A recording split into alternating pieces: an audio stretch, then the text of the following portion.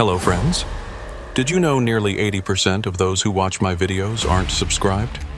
If you enjoy these stories, please hit that subscribe button and leave a like. It really helps. Thank you for being here. By the way, where are you watching from? Let me know in the comments.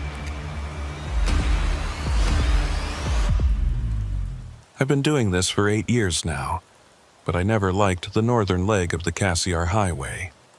My name is Braddock Lamasney. People call me Brad. I'm 35 years old and I haul machine parts from Whitehorse to Watson Lake. This route isn't our usual run, but in winter the work thins out and you take what you can get. It was early November. Daylight died around 3 in the afternoon. The thermometer showed minus 24 degrees and it was still dropping. My tractor's heater had been cutting out on and off for the past 2 weeks. The radiator hose was replaced last month, but I still didn't trust it. Before leaving Whitehorse, I checked the chains, bought extra diesel, looked over the oil levels. Everything was where it should be. I left the terminal at 3. The trailer was full, but not heavy. Good cargo. If I made Watson Lake by morning, I could load up in the evening and head back. 2 days of work. Simple enough. The highway looked empty. Fresh snow had fallen, but the road was clear. Straight route. I turned on the radio, but couldn't get a station, normal for up here. I kept the CB open. Maybe another driver was out there. We could talk. The first half hour was quiet. Trees stood straight on both sides, pine and spruce, their branches bent under the snow. Sometimes a deer crossed, sometimes nothing, just the engine sound and the soft hiss of tires on snow. At 4 o'clock the snow started, light at first, flakes dancing on the windshield. I turned on the wipers, didn't slow down. Visibility was good. At 4:30 I heard a voice on the CB. "Any convoy on this channel?" I picked up the mic. "This is Brad, coming from Whitehorse, solo. Where are you?" "Behind you, 5 minutes you can follow if you want." "Where are you heading?" "South Watson." "Good, same route." If there was a convoy, I'd feel better. Moving together made sense up here. "All right, slowing down. I'll wait for you." I dropped speed, checked the mirrors. Hard to see anything in the dark, but after a few minutes I caught lights in the distance. 2 sets. Maybe 3. They were moving steady, not fast, just keeping pace. The snow was getting thicker now, the kind that sticks to everything and makes the road feel smaller. The lights grew closer. I could make out the first truck. Big rig, looked like a Peterbilt. The one behind it was harder to see through the snow. The CB crackled again. "Got eyes on you. We'll take lead you follow." "Copy that. I'm right behind you." The lead truck pulled ahead, and I fell in behind it. The second truck stayed close to my rear. 3 of us now, a small convoy. It felt safer. Out here, when the weather turns, having someone ahead of you to break the wind and test the ice makes all the difference. I settled in and kept my distance. Not too close, not too far. Just enough to see the taillights through the snow. The highway curved gently. Nothing dramatic, just the slow bends that follow the terrain. The trees pressed in on both sides, dark and thick. The snow kept falling. My wipers struggled to keep up. I cranked the defroster higher. The temperature was dropping, minus 27 now. We'd been moving for maybe 20 minutes when I noticed something. The lead truck's taillights looked strange. They were dim, almost yellow instead of red. Could have been the snow. Could have been old bulbs. But they looked off. I squinted through the windshield trying to focus. The second truck behind me was still there. I could see the glow of its headlights in my side mirror. The CB was quiet now. No chatter. That was normal enough. Not everyone liked to talk. Some drivers just wanted to get where they were going. But after a while, the silence started to feel heavy. I keyed the mic. "Lead truck, this is Brad. What's your handle?" "Static." Then nothing. I tried again. Lead truck, you copy? Copy, stay close. The voice was faint, broken up. But I heard it. What's your name? No answer, just static. I looked at my odometer. We'd covered about 15 miles since they caught up to me. The road should have been straightening out soon, opening up into a wider section before the next valley. But the curves kept coming, tighter now. I didn't remember this part of the route being so winding. I glanced at the GPS. The screen showed the highway as a straight line ahead. But we were turning. I could feel it in the steering, see it in the way the lead truck's lights swayed left and then right. The GPS had to be wrong. Maybe the signal was weak. Maybe the cold was messing with it. I'd heard of that happening. Electronics don't always work right when it gets this cold. The lead truck slowed. I slowed with it. The snow was coming down harder now, thick and sideways. The wind had picked up. I could feel the trailer shudder every time a gust hit it. The road beneath me felt rough, uneven, not plowed recently. Maybe not at all. That's when I saw the sign. It was half buried in snow, tilted to the side like it had been hit by a plow years ago. I couldn't read all of it, but I caught 2 words as I passed. Road closed. I hit the brakes. Not hard, just enough to slow down fast. The tires grabbed and the trailer swayed a little. I keyed the mic. Lead truck. We just passed a closed road sign, you see that? Static. Lead truck, respond. Nothing. The taillights ahead kept moving. The truck behind me stayed close. I checked the mirrors. Still there, still glowing. My chest tightened. Something was wrong. I'd driven this highway a dozen times and I'd never seen a closed road sign on this section. Never. The main highway didn't close unless there was a massive avalanche or a bridge collapse, and even then they set up detours with lights and barricades. This wasn't that. This was just a sign, half buried and forgotten. I slowed down more. The lead truck kept going. The distance between us grew. I could still see the taillights, but they were fainter now, almost swallowed by the snow. I thought about stopping, just pulling over and waiting until daylight. But the truck behind me was still there. If I stopped, it would have to stop too, or go around. Either way, it felt wrong. I kept driving, slowly now. The road got narrower. The trees closed in. The GPS was still showing the main highway, but what I was seeing didn't match. This felt like a side road, an old access route, maybe a logging road. But why would the convoy take this? The CB crackled. Don't turn back. I froze. My hand hovered over the mic. The voice was different this time, deeper, slower. And it wasn't a suggestion. It was a warning. Who is this? I said. Don't turn back. Keep moving. I looked in the mirror. The truck behind me was closer now. Too close. I could see the outline of the grille. Big chrome bumper, high beams off, but the running lights were bright. I couldn't see the driver. The cab was dark. Ahead, the lead truck's taillights disappeared around a curve. I followed. The road bent sharply to the left and then opened up into a clearing. And that's when I saw it. An old checkpoint. The kind they used to have back in the day when this was a mining road. A small wooden shack with a rusted gate arm hanging crooked across the road. No lights, no movement. Just the shack and the gate and the snow piling up on everything. The lead truck didn't stop. It rolled right past the gate, the arm scraping against the top of the trailer with a metallic screech that I could hear even through the wind. The truck kept going, taillights fading into the darkness beyond. I stopped. I put the rig in neutral and sat there, engine idling.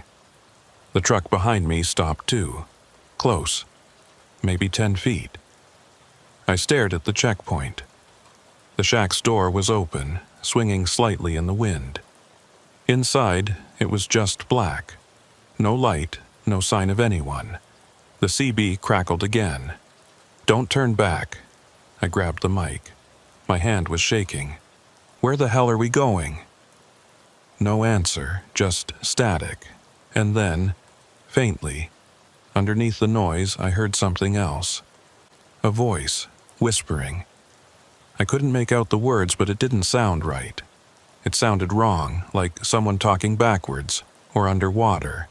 I shifted into reverse. The truck behind me didn't move. I backed up slowly, watching the mirrors. The truck stayed where it was. I kept reversing, turning the wheel, trying to angle back toward the way we came. The road was narrow. I had to do a 3-point turn. The whole time, the truck behind me just sat there. Headlights on. Engine running. Waiting, I finally got turned around. I didn't look back. I just drove. Fast as I dared on the snow. The road stretched ahead, winding and dark. I kept waiting for the truck to follow me, kept checking the mirrors. But it didn't. It just stayed there. And the lead truck was gone, vanished into the trees. It took me almost 40 minutes to find the main highway again. When I finally saw the yellow line down the center and the reflective markers on the side, I almost cried. I pulled over at the first wide spot and sat there with the engine running, hands gripping the wheel. My heart was pounding. My shirt was soaked with sweat despite the cold. I checked the GPS. It showed me exactly where I was. On the Glacier highway, right where I should be. Like I'd never left. But I knew I had. I'd followed those trucks onto a closed road. I'd seen the checkpoint. I'd heard the voice. I picked up the CB mic, keyed it. Anyone out there? Anyone on this channel? Static, just static. I tried again. This is Brad, heading south on Glacier. Anyone copy? Nothing. I turned off the CB. My hands were still shaking. I needed coffee. I needed to talk to someone. Anyone. I checked my phone. No signal. Of course not. I was in the middle of nowhere. I sat there for another 10 minutes, just breathing. The snow kept falling. The wind kept blowing. And somewhere out there, on a road that wasn't supposed to exist, 2 trucks were still driving. Going somewhere I didn't want to follow. I put the rig in gear and started moving again. South. Toward Watson Lake. Toward light and people and warmth. I didn't look back. I made it to a roadhouse just before midnight. It was one of those places that sits alone on the highway like a forgotten outpost. The sign out front said, Northern Lights Rest Stop, but half the letters were dark. There were 3 other trucks in the lot, and a couple of pickups parked near the diner entrance. Yellow light spilled out of the windows. It looked warm, safe. I parked near the back, away from the others. I needed space, needed to think. I sat in the cab for a few minutes, listening to the engine tick as it cooled down. My hands had finally stopped shaking, but my chest still felt tight. I kept replaying it in my head. The convoy, the closed road, the checkpoint, the voice on the CB. Don't turn back. I climbed down from the cab and locked the doors. The cold hit me hard. -30 now, maybe colder with the wind. I pulled my hood up and walked fast toward the diner. The snow crunched under my boots. Everything was white and black and silent except for the wind. Inside, the warmth was almost painful. My face burned as the blood came back. I stomped my boots on the mat and unzipped my jacket. The place was small. A counter with stools, a few booths along the window, a kitchen in the back. It smelled like coffee and grease and old wood. 2 drivers sat at the counter, not talking. An older guy sat in a booth with a cup of coffee and a newspaper. A woman stood behind the counter, wiping it down with a rag. She looked up when I walked in. "Rough night?" she said. I nodded. "Yeah." "Coffee?" "Please." I sat at the counter, 2 stools away from the other drivers. She poured me a cup and set it down. The steam rose up and I wrapped my hands around it. The heat felt good. "You heading south?" she asked. "Watson Lake," I said. Or trying to. She nodded. Long haul this time of year. Yeah. She studied me for a second. You look like you've seen something. I didn't answer right away. I took a sip of coffee. It was strong and bitter and exactly what I needed. I glanced at the other drivers. They weren't paying attention. I looked back at the woman. She was maybe 50, maybe older. Hard to tell. She had the kind of face that came from years of working nights and dealing with cold and tired men. You know anything about convoys on the Glacier? I asked.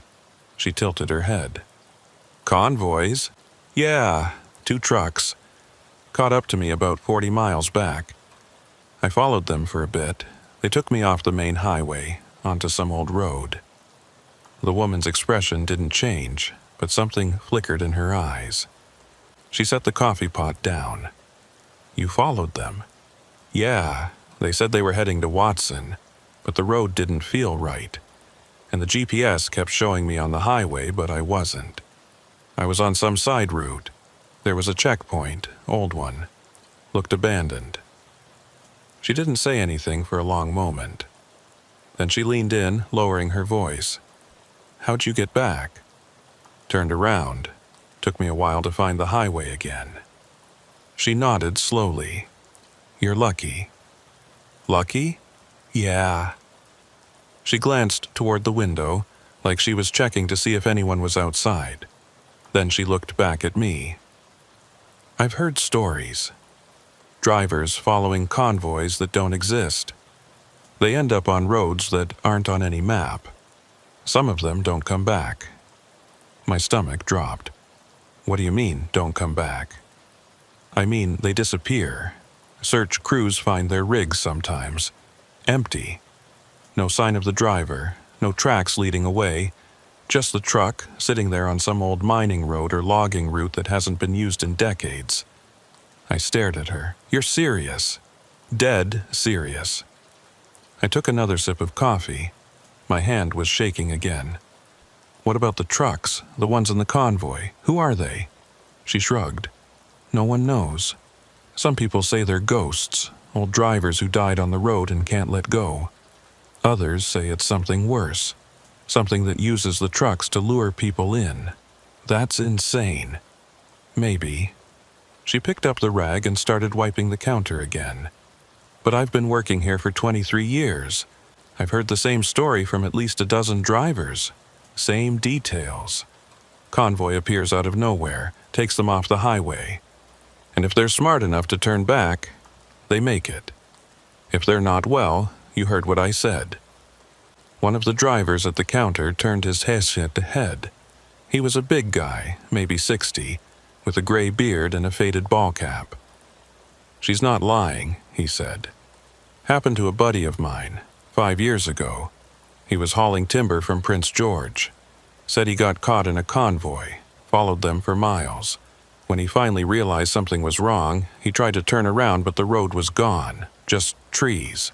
He had to bushwhack his way back to the highway. Tore up his rig doing it. I looked at him. Did he report it? To who? The cops? They'd think he was drunk or high. No one believes it until it happens to them. The other driver, a younger guy with a shaved head, nodded. I've heard it too. My uncle drove up here in the 90s. He said he saw a convoy once, 3 trucks. They passed him on a straight stretch and then just vanished, like they drove into thin air. The woman behind the counter set the rag down. There's something out there.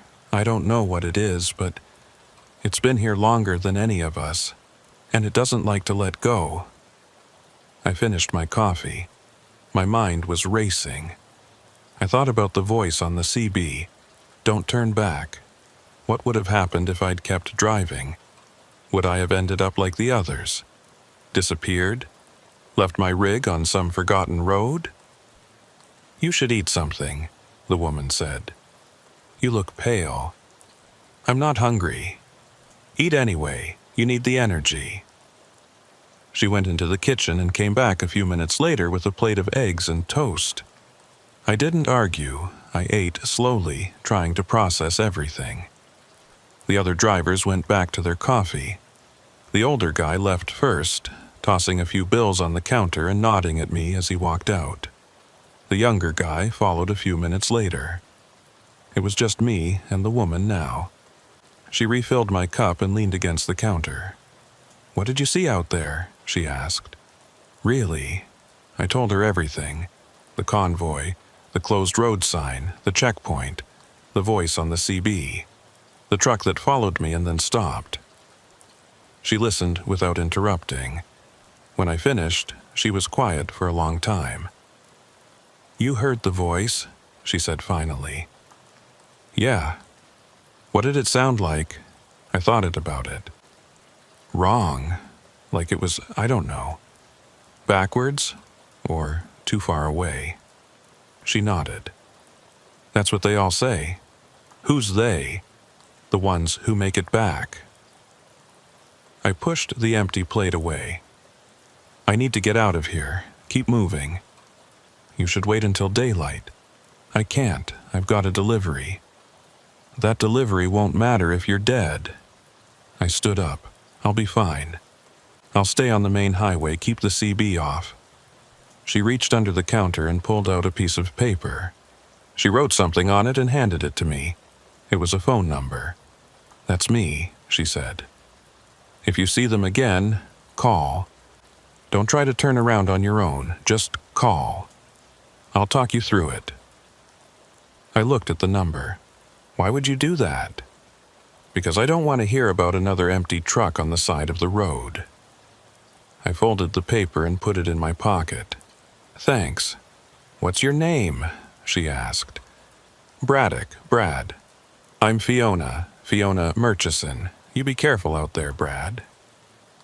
I nodded. "I will." I paid for the food and walked back out into the cold.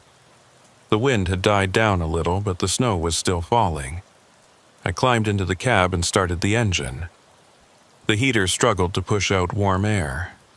I sat there for a minute, looking at the roadhouse in the rearview mirror. Fiona was standing in the window watching me. I pulled out of the lot and back onto the highway. The road stretched ahead, dark and empty. My headlights cut through the snow, but everything beyond was just black. I kept the CB off. I didn't want to hear anything, didn't want to risk it. But as I drove, I couldn't shake the feeling that something was behind me. Not close, just there, watching. Waiting, I checked the mirrors every few seconds. Nothing, just darkness. The miles crawled by. I passed the spot where I'd turned around earlier. I didn't look at it, kept my eyes on the road. The GPS showed me exactly where I was, on the highway, going south. Everything was normal, except it didn't feel normal. It felt like the road was too quiet, too empty, like I was the only person left in the world. I drove for another hour before I saw lights ahead, a small gas station with a single pump. The sign said Last Chance Fuel. I needed to fill up anyway. I pulled in and parked near the pump. The place looked old. The concrete was cracked and the building had that weathered look that comes from decades of wind and snow. But the lights were on. That was enough. I climbed down and started pumping. The fuel was slow, the nozzle cold in my hand. I looked around. No other vehicles. No one inside that I could see. Just me and the hum of the pump. That's when I noticed the truck. It was parked on the far side of the lot, near the tree line. Big rig. I couldn't see the make or model in the dark, but the shape was familiar. Too familiar. I stopped pumping and stared at it. The tail lights were off, no engine running, just sitting there. I finished filling up and hung the nozzle. I walked toward the building, keeping my eyes on the truck. As I got closer, I could see it better. The trailer had no markings. The tractor looked old, rusted in places. And the tail lights, even though they were off, had that same dim, yellowish look I'd seen earlier. I stopped walking. My heart was pounding. I turned and went into the station. A bell rang above the door.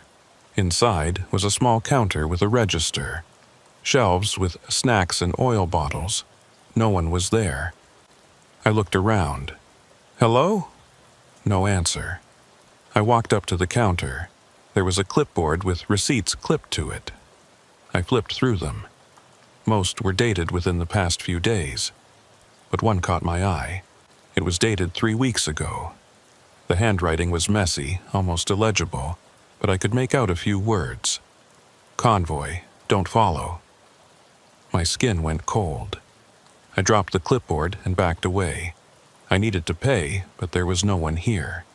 I left cash on the counter, more than enough, and walked out. The truck was still there.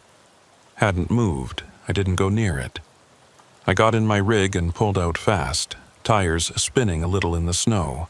I drove, didn't stop, didn't slow down. The highway was empty, no convoys, no lights, just me and the road and the snow. But I kept hearing it. Faint, in the back of my mind. That voice from the CB. Don't turn back. I reached the pass just before dawn.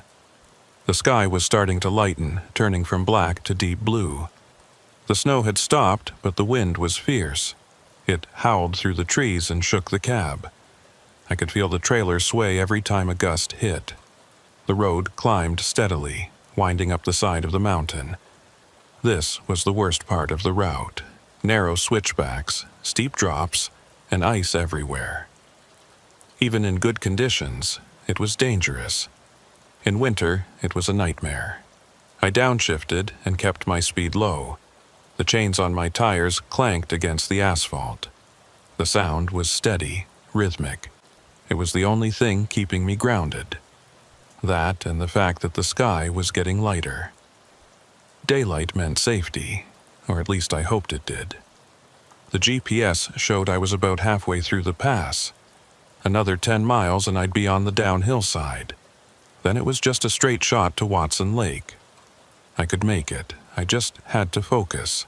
That's when I saw the flare. It was on the right side of the road, maybe a quarter-mile ahead. A bright red glow in the snow. Someone had set it up, a warning, or a call for help. I slowed down even more. As I got closer, I saw the truck. It was jackknifed across the road, blocking both lanes. The trailer had slid off the shoulder and was hanging over the edge. The tractor was on its side, wheels in the air. Steam rose from the engine. It looked fresh, recent. Maybe an hour old, maybe less. I stopped about 50 feet away and put on my hazards. I grabbed my flashlight and climbed down. The wind hit me like a wall. I pulled my hood tight and walked toward the wreck. My boots crunched in the snow. I could hear the wind screaming through the trees and the creak of metal as the trailer shifted slightly. "Hello?" I shouted. "Anyone in there?" No answer. I got closer. The tractor's cab was smashed in on the driver's side. The windshield was shattered. I shined my light inside. Empty. No driver. No blood. Just broken glass and twisted metal. I walked around to the passenger side. The door was open, hanging by one hinge. I looked inside again. Still nothing. Whoever had been driving was gone. But where? There were no footprints leading away. No tracks in the snow. Just the wreck and the wind and me. I stepped back and looked at the trailer. It was unmarked. No company logos. No placards. Just plain white, rusted in places. Same as the trucks I'd seen in the convoy. My chest tightened. This didn't feel right. I pulled out my phone. Still no signal. I walked back to my rig and grabbed the CB. I turned it on reluctantly. I didn't want to hear that voice again, but I needed to call for help. Someone had to know about this wreck. Someone had to come clear the road. I keyed the mic. "This is Brad on the Glacier. I've got a jackknifed truck blocking the pass. No driver. Repeat, no driver on scene. Anyone copy?" Static. I waited, tried again. "Anyone on this channel? I need emergency services at the pass. Over." The static crackled, and then, faintly, I heard it. "Don't turn back." I dropped the mic. My hands were shaking. I stared at the CB. The voice was the same, that wrong, backwards sound. I grabbed the mic again. "Who the hell is this?" "Keep moving. Don't stop. There's a wreck here. I can't get through." "Yes, you can." I looked at the jackknifed truck. It was blocking both lanes. There was no way around it. The shoulder was too narrow on the left and the trailer was hanging over the drop on the right. I'd have to wait for a tow truck, or turn back. Don't turn back. I got out again and walked closer to the wreck. I studied it. The trailer was balanced precariously on the edge. If I could push it, maybe it would fall. Clear the road. It was insane, dangerous. But so was staying here. I looked around for something to use as leverage. There was a broken piece of guardrail a few feet away. I grabbed it. Heavy. Rusted. But solid. I carried it over to the trailer and wedged it under the back end. I pushed. The trailer groaned, shifted. I pushed harder. The wind picked up. I could hear something else now. Not the wind. Something underneath it. A low hum, like an engine. I stopped and listened. It was coming from the trees, down the slope. I shined my flashlight into the darkness. Nothing.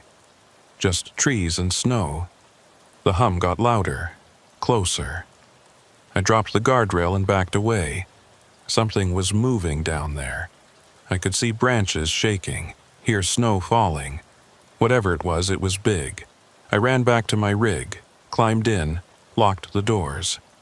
The hum was louder now. It surrounded me. I couldn't tell where it was coming from. Everywhere and nowhere. I started the engine and threw it into reverse. I had to get out of here. Had to turn around, find another route. But as I started backing up, I saw movement in the mirror.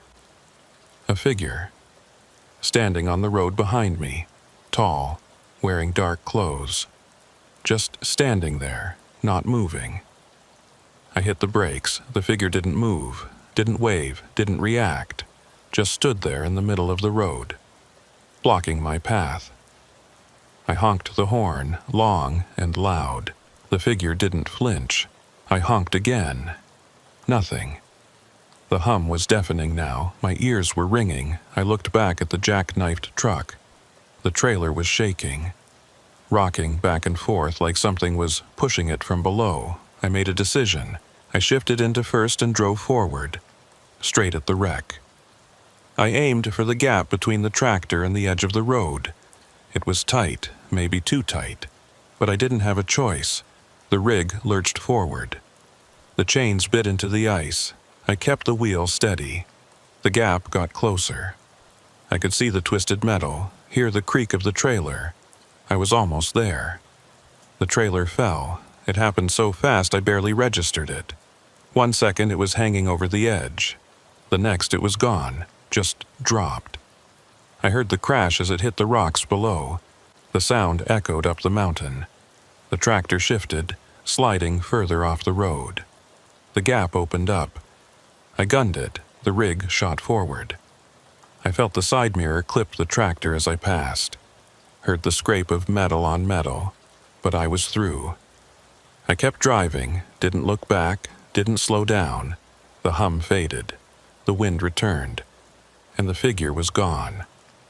I drove for another mile before I pulled over.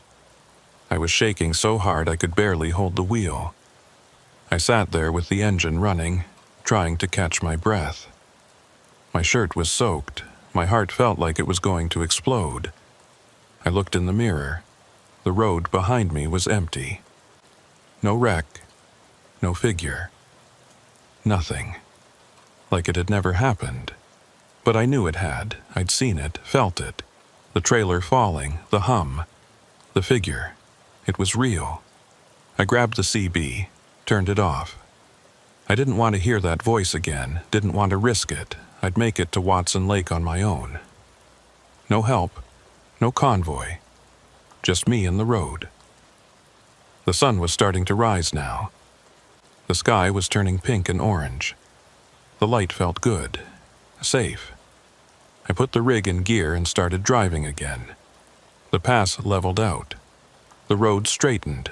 I could see the valley below. Watson Lake was down there, waiting.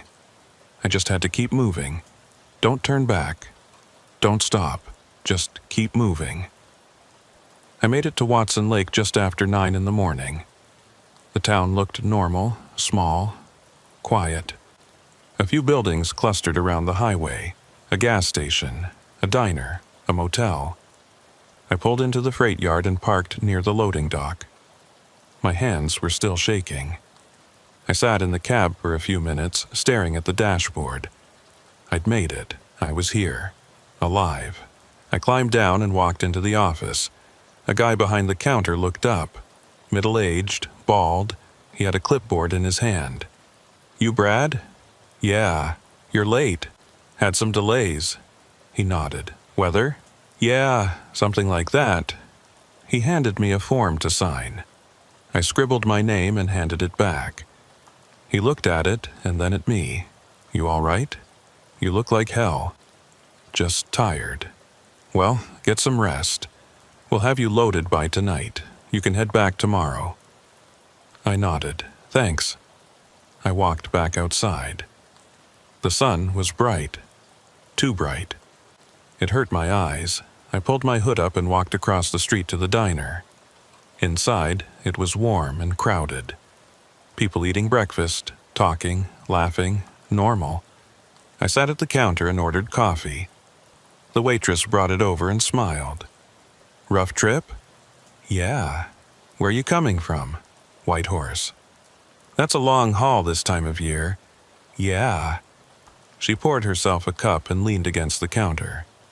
"You hear about the wreck on the pass?" My stomach dropped. "What wreck?" "Big rig, jackknifed yesterday afternoon. Tow truck had to pull it out. Driver was fine. Said he hit ice. Yesterday afternoon?" "Yeah, around 3. Why?" I stared at her. I didn't see it. "You came through the pass this morning, right?" "Yeah." "Then you wouldn't have. They cleared it last night." But I did see it. I saw it this morning. Before dawn. It was fresh, steam rising from the engine. No driver. I wanted to tell her, but I didn't. She wouldn't believe me. No one would. I finished my coffee and paid. I walked back to the rig and climbed in.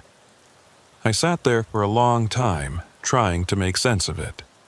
The convoy, the roadhouse, the gas station, the wreck. None of it added up. But it had happened. I knew it had. I pulled the piece of paper out of my pocket. The one Fiona had given me. The phone number. I stared at it. Then I pulled out my phone. I had a signal now. I dialed. It rang 3 times. Then a voice answered. "Northern Lights." "Fiona?" "Yeah. Who's this?" "It's Brad. I was there last night. You gave me your number." "Brad, you made it." "Yeah, I made it. Did you see them again?" I thought about the wreck, the figure, the hum. "Yeah." She was quiet for a moment. "But you kept moving." "Yeah." "Good, that's good." "Fiona, what is it? What's out there?" She sighed. "I don't know. No one does. Some people think it's ghosts. Old drivers who died on the road. Others think it's something older. Something that was here before the road. Before us. What do you think?" "I think it doesn't matter what it is. All that matters is that you don't follow it, and you don't turn back." But I did turn back, on the side road. I reversed and found the highway again. Then you're lucky. Most people don't get that chance. What happens to them? They disappear. Or they end up like the wrecks. Empty. No driver. No explanation. I looked at the freight yard. The other trucks parked there, normal, safe. I don't know if I can do this again. Drive that route. Then don't. Find another route. Take a different job. But if you do drive it, Remember what I told you. Stay on the highway, keep the CB off, and if you see lights, don't follow them. Okay? You take care, Brad. You too." I hung up. I sat there for a while, thinking. I thought about quitting, finding a different route, a safer job, but I'd been doing this for 8 years. It was all I knew, and I couldn't let fear win. Not like this. I made a decision. I'd drive back tomorrow. Same route. But I'd be ready. I'd stay alert, keep the CB off, and if I saw lights, I wouldn't follow them. I'd keep moving. Don't turn back. That night, I stayed at the motel. I didn't sleep much. Every time I closed my eyes, I saw the convoy, the wreck, the figure standing on the road. I heard the voice. Don't turn back. In the morning, I loaded up and headed north. The sun was bright, the road was clear. Everything looked normal, but I kept my guard up, kept checking the mirrors, kept listening. I passed the spot where the wreck had been. Nothing, just empty road. I kept driving. I reached the roadhouse around noon. I pulled in and parked. Fiona was inside. She looked up when I walked in. "You're going back," she said. "Yeah." "Be careful." "I will." I ordered food and sat at the counter. The same 2 drivers from before were there. The older guy nodded at me. "You made it through." "Yeah." "That's good. Not everyone does." I ate quickly and left. I didn't want to stay too long. Didn't want to think about it too much. I just wanted to get home. The drive back was uneventful. No convoys, no lights, no voices. Just the road and the snow and me. I made it to Whitehorse by nightfall. I parked at the terminal and climbed down. My legs were stiff. My back ached. But I was home. Safe. I walked into the office. The dispatcher looked up. "How was the run?" "Fine."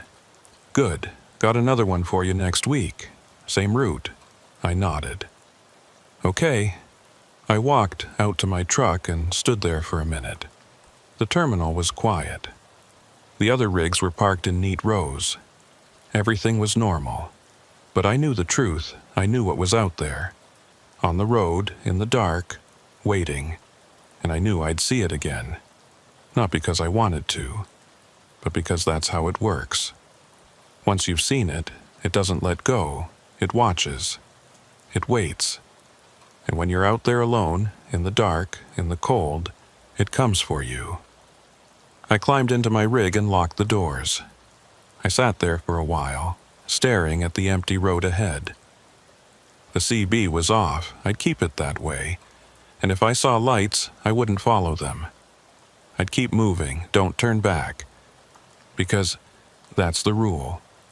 The only rule that matters. Don't turn back.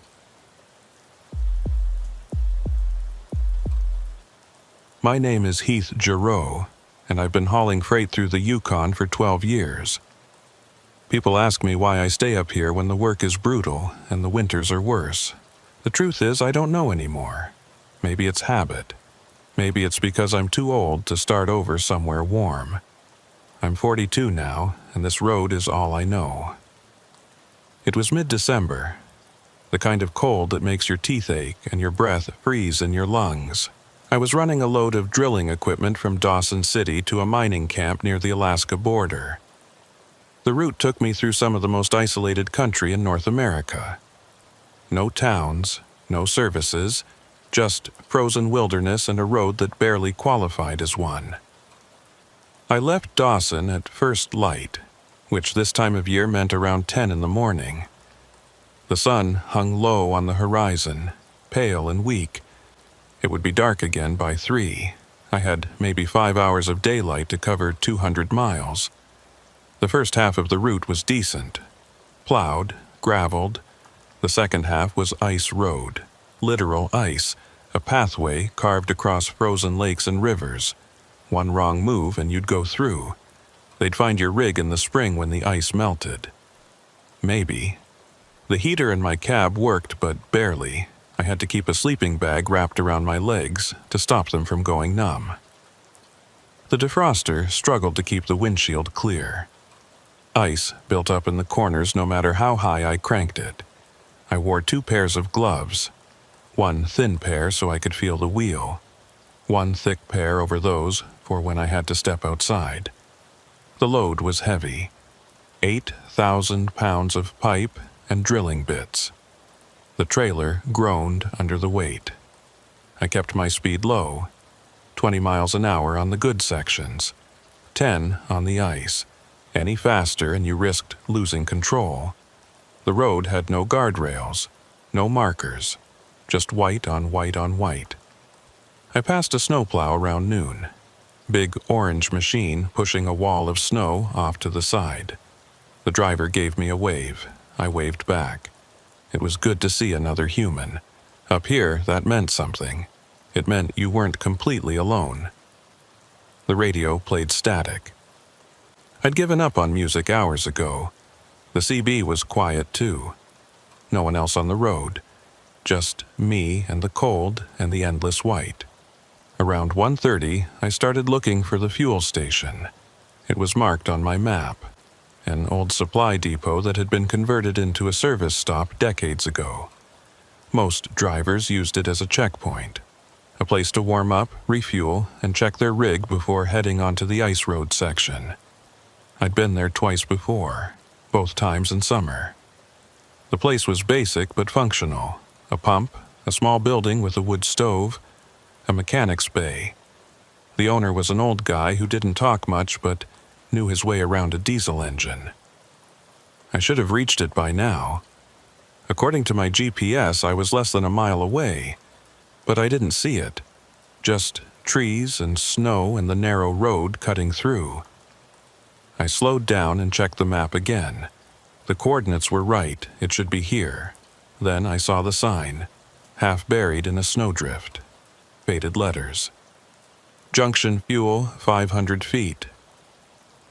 I exhaled. Good. I was low on diesel and the cold was eating through it faster than usual. I needed to fill up before hitting the ice road. I rolled forward slowly. The road curved to the right and opened up into a clearing. And there it was. The station looked exactly like I remembered. A single pump under a metal awning. A small building with a tin roof. Smoke rising from the chimney. Lights on inside. I felt a wave of relief. I pulled up to the pump and cut the engine. The silence was immediate and absolute. No wind, no birds. Just the tick of cooling metal and my own breathing. I climbed down. The cold hit me like a punch. -40 at least. Maybe colder. My breath came out in thick clouds. I pulled my hood up and walked to the pump. It was old, manual, the kind you had to crank by hand. But it worked. I grabbed the nozzle and started filling the tank. While the fuel flowed, I looked around. The place was exactly as I remembered. Same layout, same buildings. But something felt off. I couldn't put my finger on it. The snow was piled high against the walls. Too high. Like it hadn't been cleared in weeks. But the lights were on. Smoke was coming from the chimney. Someone was here. The pump clicked, full. I hung the nozzle and walked toward the building. The door was unlocked. I pushed it open and stepped inside. Warmth hit me immediately. A wood stove in the corner glowed red. The room was small. A counter, a few shelves with supplies, a coffee maker on a hot plate. And behind the counter, a woman. She looked up when I entered. Young, maybe mid-20s. Dark hair pulled back in a ponytail. She wore a heavy flannel shirt and jeans. Her face was pale, tired, but she smiled. "Cold one today," she said. "Yeah," I said. My voice sounded strange, too loud in the small space. "You need fuel?" "Already got it, just need to pay." She nodded and pulled out a receipt book, one of those old carbon copy ones. She wrote slowly, carefully. How much? Filled the tank, should be about 60 gallons. She did the math by hand and wrote down a number. Then she tore off the receipt and handed it to me. I looked at it. The handwriting was neat, the numbers were clear, but something caught my eye. The date. December 14th, 2013. I stared at it. That couldn't be right. It was 2023, not 2013. I looked up at her. This date is wrong. She glanced at the receipt. What? The date. It says 2013. She looked at it again. Her expression didn't change. Oh, sorry. Old receipt book. Must have grabbed the wrong one. She took it back and pulled out another book. Wrote a new receipt. Handed it to me. This one had the right date. December 14th, 2023. I folded it and put it in my pocket. You want coffee? She asked. I hesitated. Something about this didn't feel right, but I was cold and tired, and coffee sounded good. Yeah, thanks. She poured me a cup from the pot on the hot plate. I wrapped my hands around it. The heat felt good. I took a sip. It was strong, bitter, exactly what I needed. You heading to the camps? She asked. Yeah, mining camp near the border. Long drive. Yeah. She leaned against the counter. You come through here before? Couple times. In the summer. Oh. She looked at me for a long moment. What's your name? Heath. I'm Ivy Ketterling. Nice to meet you. She smiled, but it didn't reach her eyes.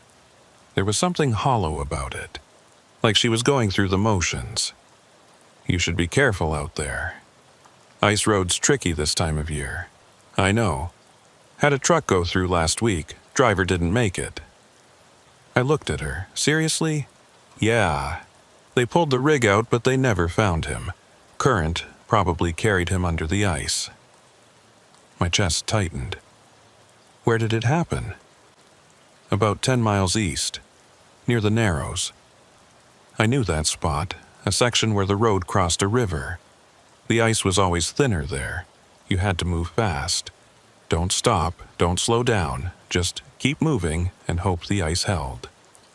Thanks for the warning, I said. Sure. I finished the coffee and set the cup down. What do I owe you? For the coffee? Nothing, for the fuel, you already paid. I nodded. All right, thanks. I walked toward the door. As I reached for the handle, she spoke again. Heath. I turned. Yeah? If you see lights on the ice, don't follow them. I stared at her. What? Just don't. Keep your eyes on the road. Don't look at the lights. What lights? She didn't answer, just looked at me with those hollow eyes. I wanted to ask more, but something told me not to. I nodded and walked out. The cold hit me again. I walked back to the rig and climbed in. Started the engine. As I pulled away from the station, I looked in the mirror. Ivy was standing in the doorway, watching me. She didn't wave, didn't move, just stood there. I turned my attention back to the road. The trees closed in on both sides. The light was already fading. I had maybe an hour before full dark. I needed to make good time, but I couldn't stop thinking about what she'd said. The truck that went through, the driver they never found, and the lights. What lights? I drove for another 20 minutes before the road opened up onto the ice. The transition was sudden. One moment I was on solid ground. The next, I was on a frozen lake. The surface was white and smooth. No tracks, no tire marks. Just ice stretching out in every direction. I slowed to a crawl. This was the part I hated. You couldn't see how thick the ice was. You just had to trust it. Trust that the cold had frozen it deep enough to hold the weight. Trust that there were no weak spots, no cracks. No open water. I kept the rig moving, slow and steady. The ice creaked under the weight. I could hear it. A low groan that seemed to come from everywhere at once. My hands gripped the wheel. My eyes scanned ahead, looking for anything. A change in color, a shadow, anything that might indicate thin ice. The sun was gone now. The sky was a deep purple fading to black. My headlights cut through the darkness. The ice reflected the light back at me, bright and blinding. I squinted and kept driving. That's when I saw them. Lights, off to my left, about 100 yards away. They were faint, flickering, like candles or lanterns. I slowed down and stared. What the hell were lights doing out here? There was nothing, no buildings, no camps, just ice and darkness. I thought about what Ivy had said. Don't follow them. But I wasn't following them, I was just looking. That was different, right? The lights moved, slowly, drifting across the ice. I watched them. They seemed to be pacing me, moving at the same speed, staying parallel.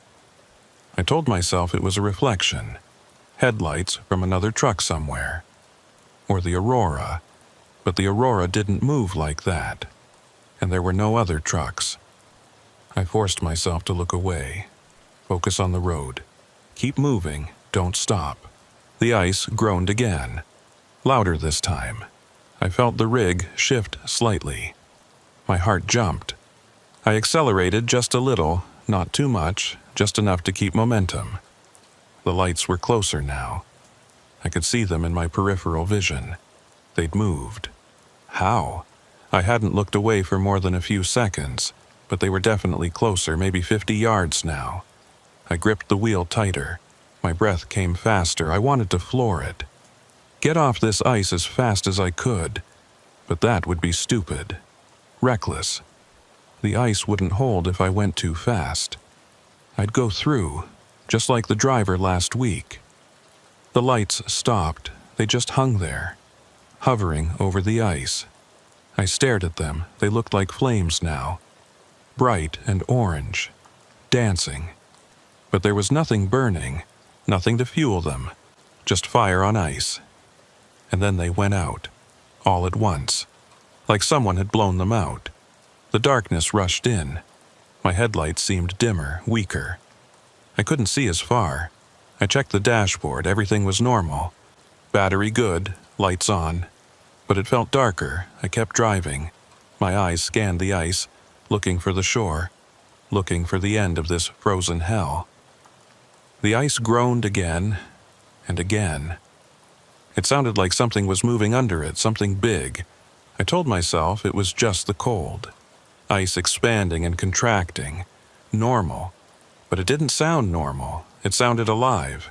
The shore appeared in my headlights. Trees, solid ground. I almost cried with relief.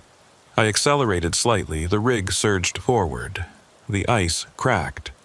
A loud, sharp sound like a gunshot. I felt the trailer dip. My stomach dropped. I floored it. The tires spun, found grip. The rig lurched forward. I felt the trailer come up, back on solid ice. I kept the pedal down. The shore got closer. 30 yards, 20, 10. The tires hit gravel and I was off. On solid ground, safe. I drove another mile before I pulled over. I was shaking. My shirt was soaked with sweat. My hands ached from gripping the wheel. I sat there with the engine idling, trying to catch my breath. I'd made it. I was alive, but I couldn't stop thinking about those lights. What were they? And why had Ivy warned me about them? How did she know? I pulled the receipt out of my pocket. The second one, the one with the right date. I looked at it in the dome light. December 14th, 2023. Everything looked normal, except for one thing, the name of the station. It was written at the top in small letters. Junction, Fuel, and Supply. I grabbed my phone and pulled up the map, zoomed in on the area, found the station. The listing said Junction, Fuel, and Supply, permanently closed. Closed since 2014. I didn't sleep that night. I made it to the mining camp around midnight. Unloaded the drilling equipment with the help of 2 workers who looked half-frozen and exhausted. They didn't talk much, just pointed where they wanted things and helped me secure the straps. The camp was a cluster of prefab buildings and generator lights in the middle of nowhere. It looked temporary, like it could be abandoned at any moment. The foreman signed my delivery sheet and offered me a bunk for the night. I took it. The bunk room was cramped and cold, despite the diesel heater running in the corner. 6 beds. 3 were occupied by sleeping workers. I took one near the door and lay down fully clothed. I stared at the ceiling and listened to the wind outside. I kept thinking about the station, Junction Fuel, permanently closed since 2014. But I'd been there. I'd filled my tank. I'd talked to Ivy. She'd given me coffee. She'd warned me about the lights. I pulled out my phone and searched for information. The signal was weak but enough. I found an old news article from 2014. Local fuel station closes after owner's death. The article was short. It said the owner, a man named Vincent Ketterling, had died in a fire. The station burned down. No one else was hurt. It had been rebuilt briefly by his daughter, but closed within a year due to lack of business. His daughter. I scrolled down. There was a picture. A young woman. Dark hair. Pale face. The caption read, Ivy Ketterling, 24, plans to keep her father's business running. My blood went cold. That was her. The woman I'd talked to. But this article was from 2014. 9 years ago. She would be 33 now. The woman I saw didn't look 33, she looked exactly like the photo. Exactly like she had 9 years ago. I closed the browser. My hands were shaking. I told myself I was being paranoid. Maybe she just looked young. Maybe the photo was old. Maybe I was remembering wrong. But I wasn't. I knew what I'd seen, and I knew what the map said. Permanently closed. I didn't sleep. At first light, I loaded up and headed back. The return trip would take me past the station again.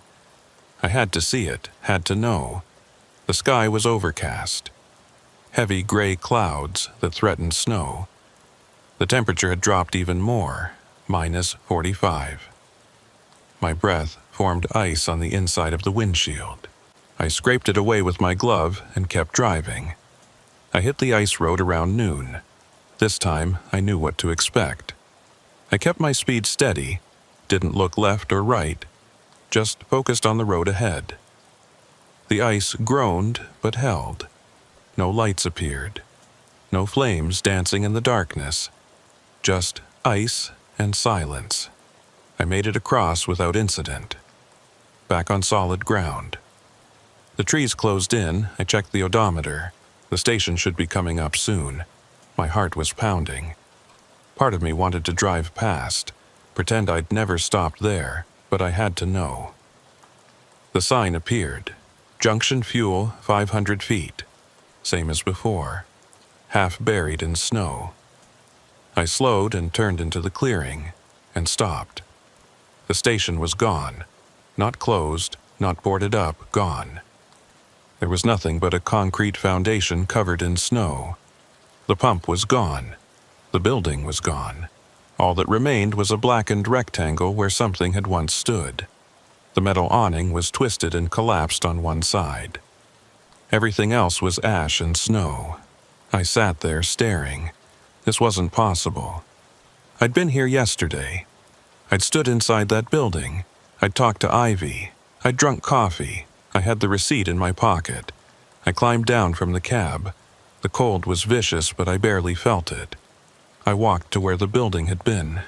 My boots crunched in the snow. I could see the foundation clearly now. Concrete blocks, charred wood, metal twisted by heat. This fire had happened years ago. Not yesterday, not last week. Years.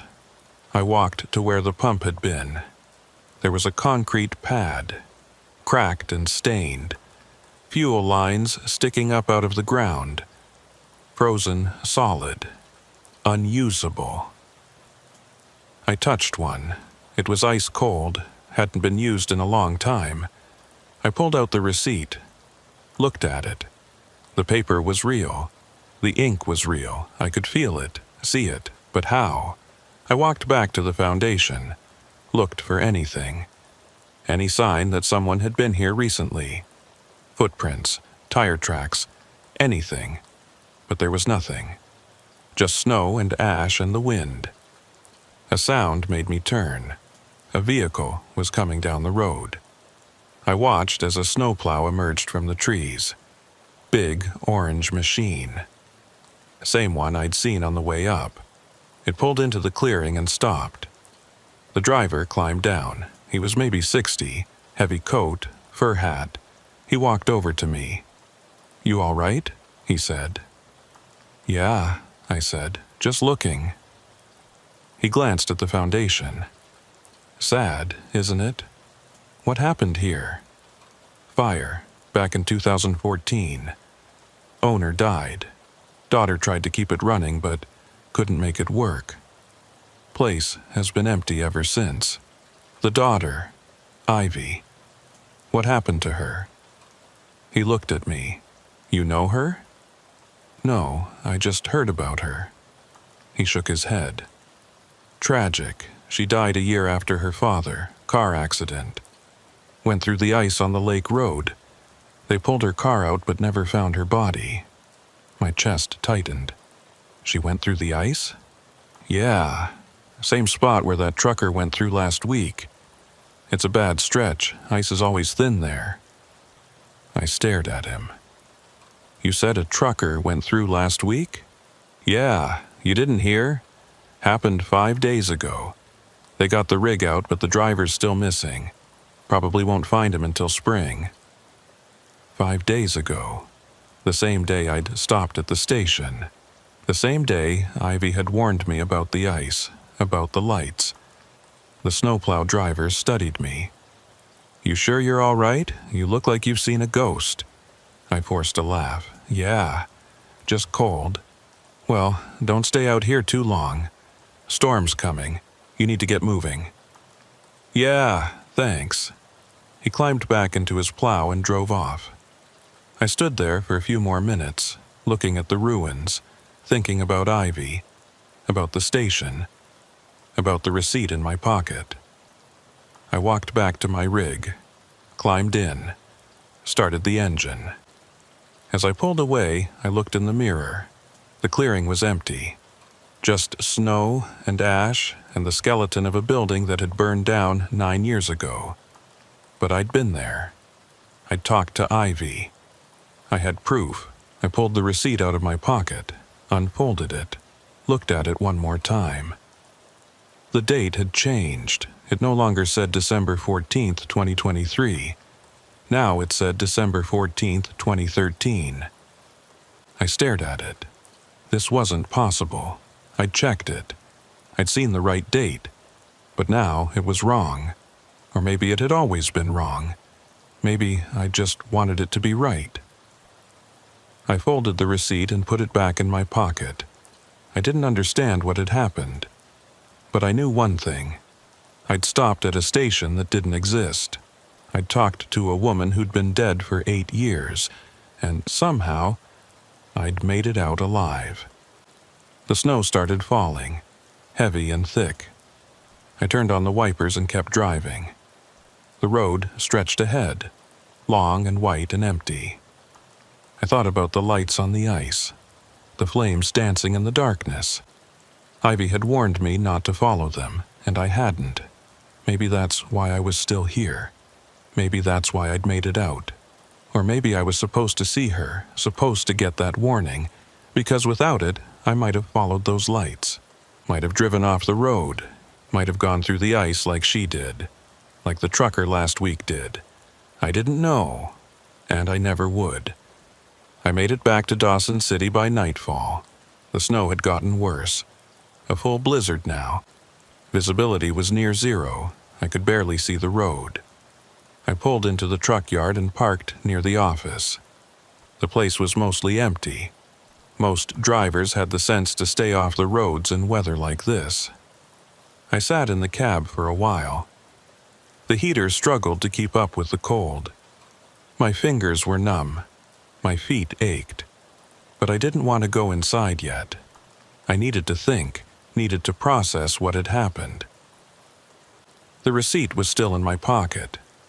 I pulled it out and looked at it again. December 14th, 2013. The date hadn't changed back. It stayed wrong. Or right, depending on how you looked at it.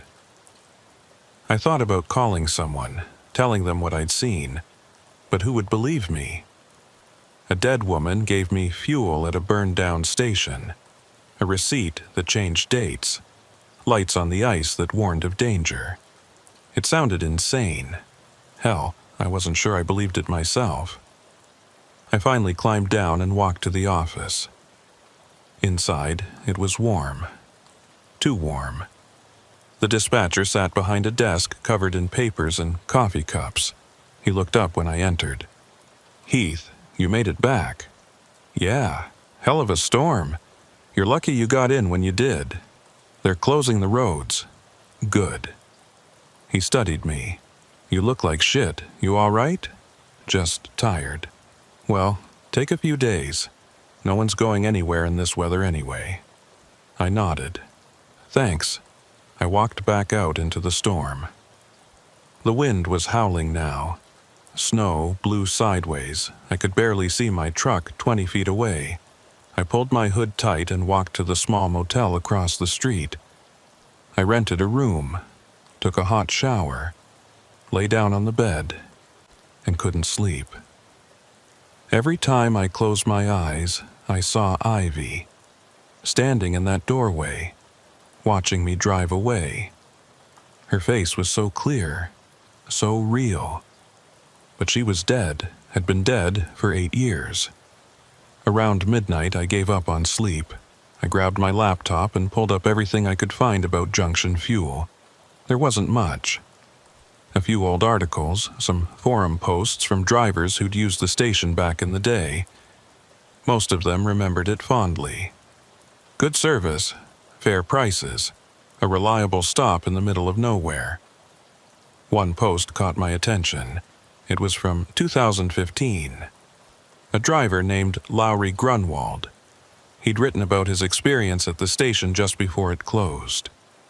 I stopped at Junction Fuel in December 2014. The place was falling apart but still open.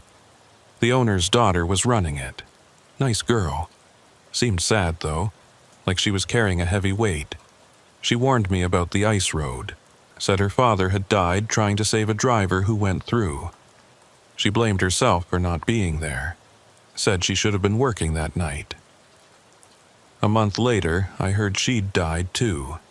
Went through the ice at the same spot. Some people said it was an accident. Others said she did it on purpose. Either way, it's a damn shame. I read the post 3 times. She blamed herself. Her father had died trying to save someone, and she'd died at the same spot, the same stretch of ice where she'd warned me to be careful. I searched for more information about Vincent Ketterling's death, found another article.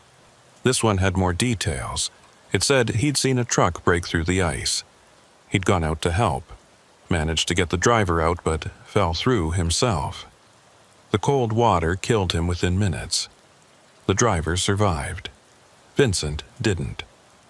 The article included a quote from Ivy. "My father died doing what he always did, helping people. He knew that ice was dangerous. He knew the risks, but he went anyway. That's who he was." I closed the laptop. The pieces were starting to fit together. Vincent had died saving a driver on the ice road. Ivy had taken over the station, tried to keep it running. But the guilt had eaten her alive. She'd warned drivers, tried to prevent what happened to her father from happening again. And then she'd died at the same spot. But why had I seen her? Why had she appeared to me? I thought about the timing. I'd stopped at the station on December 14th, the same date as her death. December 14th, 2014. 9 years ago. Had she been trying to warn me? Or had I somehow slipped through time? Stopped at the station as it was back then? I didn't have answers, but I knew one thing. If I hadn't stopped there, if Ivy hadn't warned me about the lights, I might not have made it across that ice. I might have followed those flames, driven off the road, gone through. Maybe that's why she was still there, still warning drivers, still trying to save them, even after death. The thought made my skin crawl, but it also made sense in a way that nothing else did. I lay back down. This time, I slept, fitfully, full of dreams about ice and fire and a woman standing in a doorway, watching, waiting, warning. The next morning, I woke to silence. The storm had passed. I looked out the window. Everything was white and bright and clean, like the world had been reset. I got dressed and walked back to the truck yard. The dispatcher was there, same spot, same desk. He looked up when I entered. "Roads are open," he said. "But not the ice roads. Won't be safe for another few days at least." "Good," I said. "I'm not in a hurry." He nodded, then he pulled out a piece of paper. "Got a message for you. Came in this morning." I took it. It was a note. Handwritten. The writing was neat. Careful. "Heath, be careful out there. The ice remembers. LG." I stared at it. LG Lowry Grunwald, the driver who'd posted about Ivy. How did he know I'd be here? How did he know to send this message? "Who gave you this?" I asked. The dispatcher shrugged. "Found it under the door this morning. No name, no return address, just that note." I folded it and put it in my pocket. Next to the receipt, 2 pieces of paper that shouldn't exist, 2 warnings from people who knew more than they should. I walked out into the cold. The sun was bright but gave no warmth. I stood there for a moment, looking at the road, thinking about what lay ahead, more ice, more cold, more darkness. But now I knew something. The ice remembered. The people who died there were still there, still watching, still trying to help, or maybe trying to pull others down with them. I wasn't sure which. All I knew was that I had to be careful, had to listen to the warnings, had to respect what I didn't understand, because up here, in the frozen north, the rules were different. Death wasn't always the end, and sometimes the dead were more alive than the living. I stayed in Dawson for 3 days, waited for the ice road to be declared safe, waited for the cold to ease up. It didn't. The temperature stayed locked at -40. The sky stayed gray. The wind never stopped. On the 4th day, I got a call. Another delivery. Same route. Dawson to the mining camp. Different cargo this time. Food supplies, medical equipment, stuff the camp needed to keep running. I didn't want to go. The thought of crossing that ice again made my stomach turn. But this was my job. This was what I did. And I couldn't let fear control me. Not if I wanted to keep working. I loaded up and left at first light.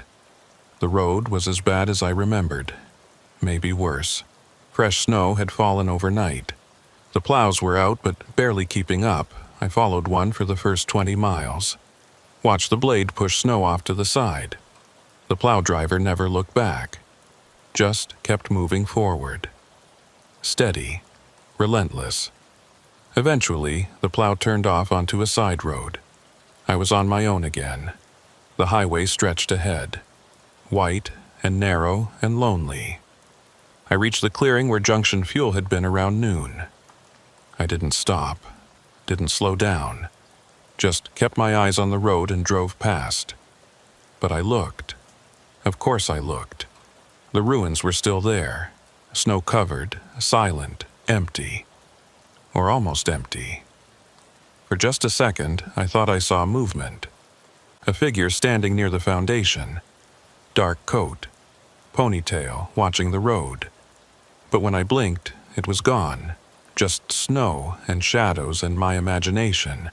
I kept driving. The ice road appeared an hour later. Same as before. White and smooth and terrifying. I took a breath and rolled onto it. The ice groaned. The rig shuddered. I kept my speed steady. This time, I knew what to expect. I knew the lights might come. And they did. They appeared about halfway across. Off to my right this time.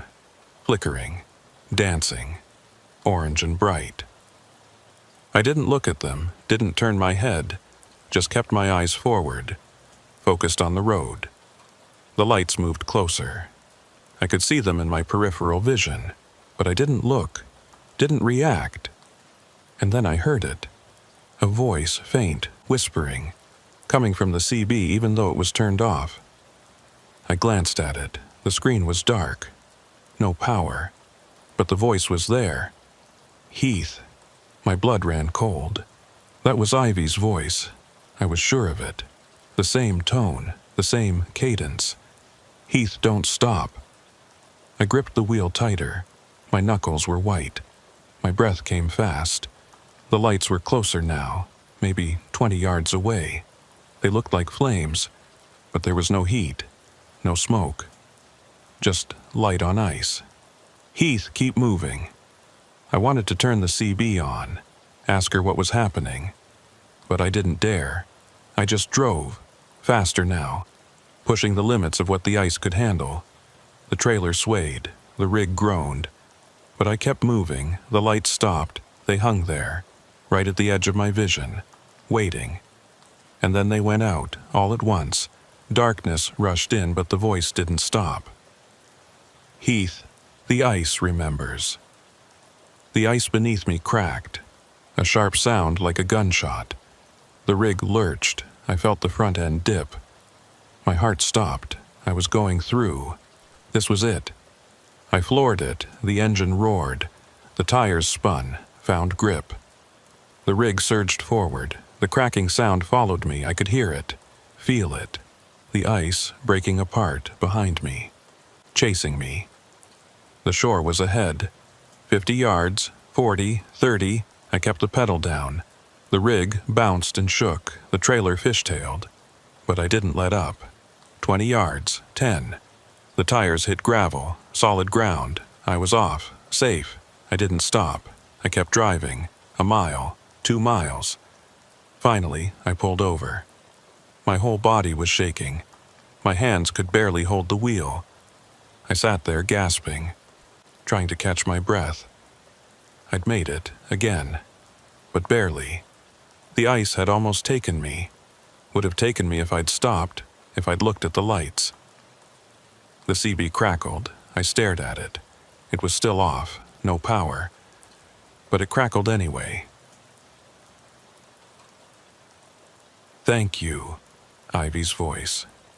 One last time, and then silence. I reached over and pulled the CB out of the dash, yanked the wires, threw it in the back of the cab. I didn't want to hear it anymore, didn't want to risk it. I drove the rest of the way to the mining camp in silence. Made the delivery. Turned around and came back. This time, I took a different route. Longer. Slower. But it avoided the ice road entirely. Avoided junction fuel. Avoided everything. When I got back to Dawson, I went straight to the dispatcher. Told him I was done with the northern routes. Done with the ice roads. He didn't ask why. Just nodded and reassigned me. Southern routes now. Shorter hauls, less money. But safer. I've been driving south for 6 months now. Haven't been back to the Yukon. Haven't crossed another ice road. And I don't plan to. But sometimes late at night, when I'm alone in the cab, I hear it. That voice. Faint. Whispering. Heath, the ice remembers. And I know it's true. The ice does remember. It remembers everyone who crossed it, everyone who died on it. And it's waiting, always waiting. I still have the receipt. December 14th, 2013. I keep it in my wallet, a reminder, a warning. Some roads aren't meant to be traveled. Some places aren't meant to exist. And some people never really leave. Ivy Ketterling saved my life. Twice. Once at the station that didn't exist. Once on the ice that tried to kill me. I don't know why, don't know how, but I'm grateful. And I'll never forget her warning. Don't follow the lights, don't stop on the ice, and remember, the ice always remembers. My name is Connell Bristow. I've been hauling logs through northern British Columbia for 16 years. It's hard work, dangerous work, the kind that ages you fast and doesn't forgive mistakes. I'm 41 now, and I feel 50. My back aches, my hands are scarred, but I'm still here, still driving, still making the runs that younger drivers won't take. It was late January, the dead of winter, the kind of cold that makes steel brittle and diesel gel up in the lines. I was hauling a load of timber from a logging camp near the Alaska border down to a mill in Prince George. 300 miles of mountain roads, ice, snow, and fog. Always fog this time of year. It rolled down from the peaks and settled in the valleys like something alive. Thick, gray, impenetrable. I left the camp at 4 in the morning. Still dark. The temperature was minus 38. My rig was loaded heavy. 40 tons of fresh-cut spruce strapped to the flatbed. The logs were massive. Old-growth timber. The kind they don't cut much anymore. The weight made the rig handle like a tank. Slow, unforgiving, but steady. The first hour was smooth. The road was narrow, but plowed. The headlights cut through the darkness. I passed a few other trucks heading up to the camps. We flashed our lights at each other. A silent acknowledgement. You're not alone. Not yet. By 5:30, the fog started. It came in patches at first. Wisps that drifted across the road and disappeared. But as I climbed higher into the mountains, it got thicker. Denser. Soon, I was driving through a gray wall. My headlights barely penetrated it. I could see maybe 20 feet ahead. Maybe. I slowed down, dropped to 30 miles an hour, then 20. The fog pressed against the windshield like it was trying to get inside. I turned on the fog lights. They helped a little. Not much. The road twisted through the mountains. Tight curves, steep drops, no guardrails. Just a narrow strip of asphalt between the rock face and the abyss. I'd driven this route 100 times, but never in fog this thick. Every turn was a gamble. Every straight stretch felt too short. Around 6, I passed another truck. A log hauler heading the opposite direction. I caught a glimpse of it in my lights. Big rig. Loaded down. The driver gave a short honk. I honked back, then he was gone. Swallowed by the fog. I kept driving. The radio played static. Nothing but static up here. I'd given up on music or news hours ago. Just me and the engine and the fog. The heater worked, but barely. I could see my breath in the cab. I wore 2 layers of thermal clothes, a heavy jacket, gloves, a wool hat under my hood. Still cold. The GPS showed the route clearly. A red line winding through the mountains. But what I was seeing didn't always match. The road seemed longer, the curves sharper. The fog made everything uncertain. I had to trust the feel of the wheel, the sound of the tires, the decades of experience that lived in my hands and feet. Around 7, I saw something in the road. A shape, dark against the gray. I hit the brakes. The rig slowed, The trailer groaned behind me. The shape didn't move. I stopped about 50 feet away and stared. It was a person, standing in the middle of the road, facing me, not moving, just standing there. I grabbed my flashlight and climbed down. The cold hit me like a fist. The fog was so thick I could barely see the front of my own rig. I walked forward slowly. My boots crunched in the snow. My breath formed clouds that merged with the fog. "Hey!" I called out. "You all right?" No response. I got closer, 10 feet, 5. The figure came into focus. A man, tall, maybe 6 feet, wearing a dark jacket, jeans, no hat, no gloves. His face was pale, too pale. His eyes were open but didn't seem to see me. "Hey," I said again. "You need help?" He didn't answer, didn't blink, just stood there. I shined the flashlight on him. His clothes were old, worn. The jacket had tears in it. His boots were falling apart, and his skin. Something was wrong with his skin. It looked waxy, gray, like he'd been out here too long. "Are you hurt?" I asked. Nothing. I stepped closer. That's when I noticed his breath, or the lack of it. The temperature was -40 now. Everyone's breath was visible in this cold, but not his. No clouds, no vapor, just stillness. My chest tightened. Something was very wrong here. "Listen," I said. "You can't stay out here. You'll freeze. Get in the truck." He didn't move. I waited, counted to 10. He just stood there, staring, not at me, through me, like I wasn't there. I made a decision. I couldn't leave him. Out here, in this cold, he'd be dead in an hour, maybe less.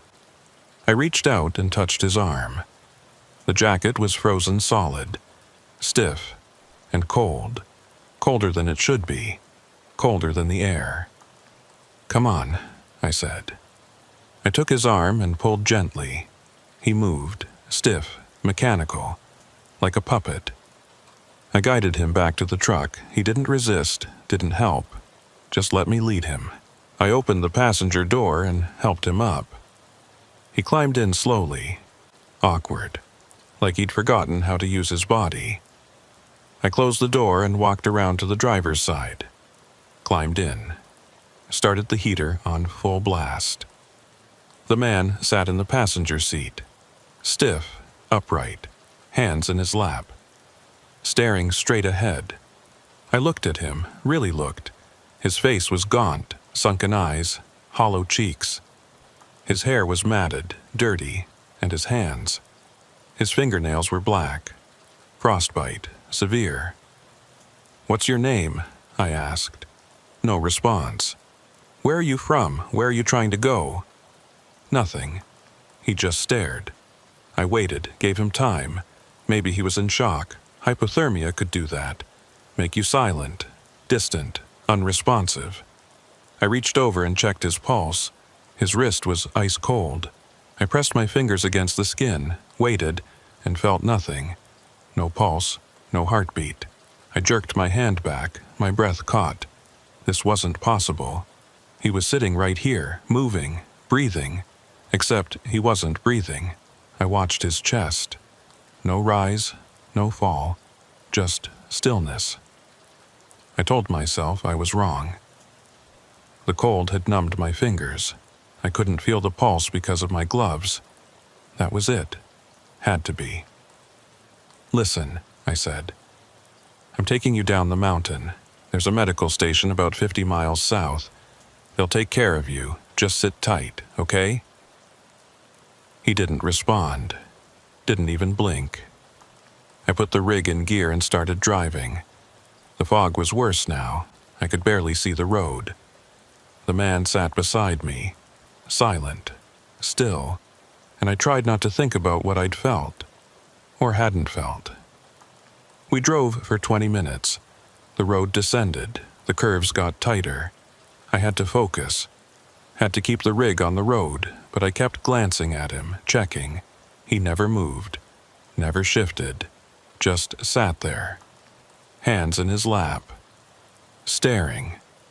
I tried talking to him, telling him about the route, about the weather, about anything.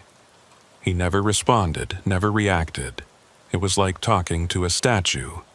Around 8, the fog thinned a little. I could see further, maybe 40 feet now. The road leveled out. I checked the GPS. We were making progress. Another 30 miles to the medical station. I could make it. That's when I noticed the smell. Faint at first, then stronger. It was coming from the passenger seat. A wet smell, like damp earth or rotting wood. I glanced at the man. His clothes looked wet now. The jacket glistened in the dashboard light. Water dripped from the hem, pooled on the seat. "You're soaked," I said. "How long were you out there?" No answer. The water kept dripping. I reached over and touched the jacket. It was ice cold and wet.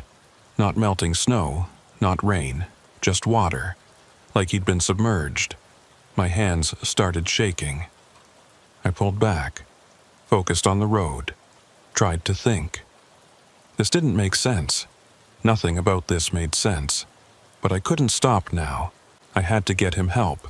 Had to get us both off this mountain. The fog closed in again, thicker than before. The road disappeared.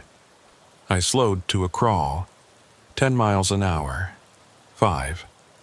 I could barely see the yellow line. The man sat beside me, dripping, silent, and I wondered if I'd made a terrible mistake. I reached the medical station just after 9. It wasn't much, a small building with a generator and a single light above the door, but it was staffed. A nurse, a paramedic, sometimes a doctor if you were lucky. I pulled into the gravel lot and parked, killed the engine. The silence was immediate and heavy. I looked at the passenger seat. The man was still there, still sitting upright, still staring, but the seat was soaked. Water had pooled beneath him. It was dripping onto the floor. And his jacket. It wasn't just wet anymore, it was frozen. Ice clung to the fabric. Frost covered his shoulders. "We're here," I said. "I'm going to get help. Stay put." He didn't respond. I climbed down and walked to the building. The door was unlocked. Inside, it was warm. Too warm. A wood stove in the corner glowed red. A woman sat behind a desk. She looked up when I entered, early 50s, gray hair pulled back, tired eyes. "Help you?" she said. "I've got someone in my truck, found him on the road. He's not responsive. Might be hypothermia." She stood up quickly, grabbed a coat from a hook. "Where is he?" "Passenger seat." We walked outside together. The cold hit us both. She pulled her coat tight and followed me to the truck. I opened the passenger door. The seat was empty. I stared. The man was gone, just gone. But the seat was still wet. Water still dripped. And there was something else, a smell. That same damp earth smell. Stronger now. "Where is he?" she asked. "He was right here, I swear, he was sitting right here." She looked at me, then at the seat, then back at me. "There's no one here." I know, but he was. I picked him up on the road, drove him here. He was sitting right there. She studied the wet seat, touched it. Her fingers came away damp. She frowned. "This is fresh, but where did he go?" "I don't know." We both looked around. The lot was empty. No footprints in the snow. No tracks leading away. Just my rig and the building and the fog pressing in from all sides. "What did he look like?" she asked. "Tall, dark jacket, pale, really pale, and cold. His skin was frozen, and he wasn't breathing. Or I couldn't feel a pulse." She went still. "What was his name?" He never said, never spoke at all. She backed away from the truck. Her face had gone white.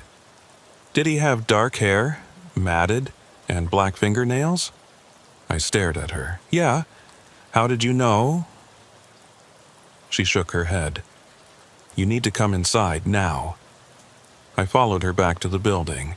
She closed the door and locked it, poured 2 cups of coffee from a pot on the stove, handed me one. Her hands were shaking. Tell me exactly what happened, she said. I told her everything. Finding him in the road, the stiffness, the cold, the lack of breath or pulse, the way his clothes were wet and frozen, the water dripping, the smell. She listened without interrupting. When I finished, she set her cup down and looked at me. That's the 3rd time this year, she said. 3rd time what? 3rd driver who's picked him up, or someone like him. My stomach dropped. What do you mean? She walked to a filing cabinet and pulled out a folder, opened it. Inside were reports, handwritten notes, dates and names. She pulled out one and handed it to me. It was dated 3 weeks ago. A driver named Sutter Rames had reported picking up a hitchhiker on the same stretch of road. Same description. Tall, dark jacket, pale, not breathing. He'd driven the man to this station, and when he arrived, the passenger was gone. Just vanished. Seat was wet, frozen, smelled like damp earth. Where's this driver now? I asked. He left, headed south. I tried to follow up, but he never answered his phone. She pulled out another report. This one from 2 months ago. Different driver, same story, same road, same passenger, same result. Vanished at the station. What is this? I said. Who is he? I don't know, but I have a theory. She pulled out a newspaper clipping. Old, yellowed, dated 15 years ago.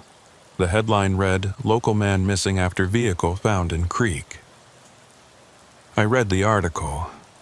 A man named Marlon Hedden had gone missing in January 2009. His truck had been found in a creek bed at the bottom of a ravine. The creek was frozen solid. No sign of the driver. Search crews looked for days, never found him. They assumed he'd been thrown from the vehicle. The current had carried his body downstream, under the ice. You think that's him? I said. I think it might be. The description matches, and the location. He went missing on the same stretch of road where drivers keep picking him up. But that was 15 years ago. I know. I looked at the clipping again. There was a photo.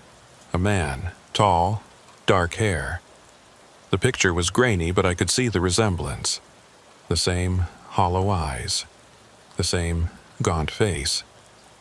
It could be him, or someone who looked like him.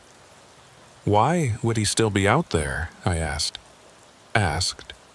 Maybe he's trying to get somewhere, trying to finish the drive. Or maybe he's just lost, trapped between here and wherever he was going. I set the clipping down. My hands were shaking. This doesn't make sense. He was in my truck. I touched him. He was real. I believe you. The other drivers said the same thing. He's real, or real enough, but he's not alive, not anymore.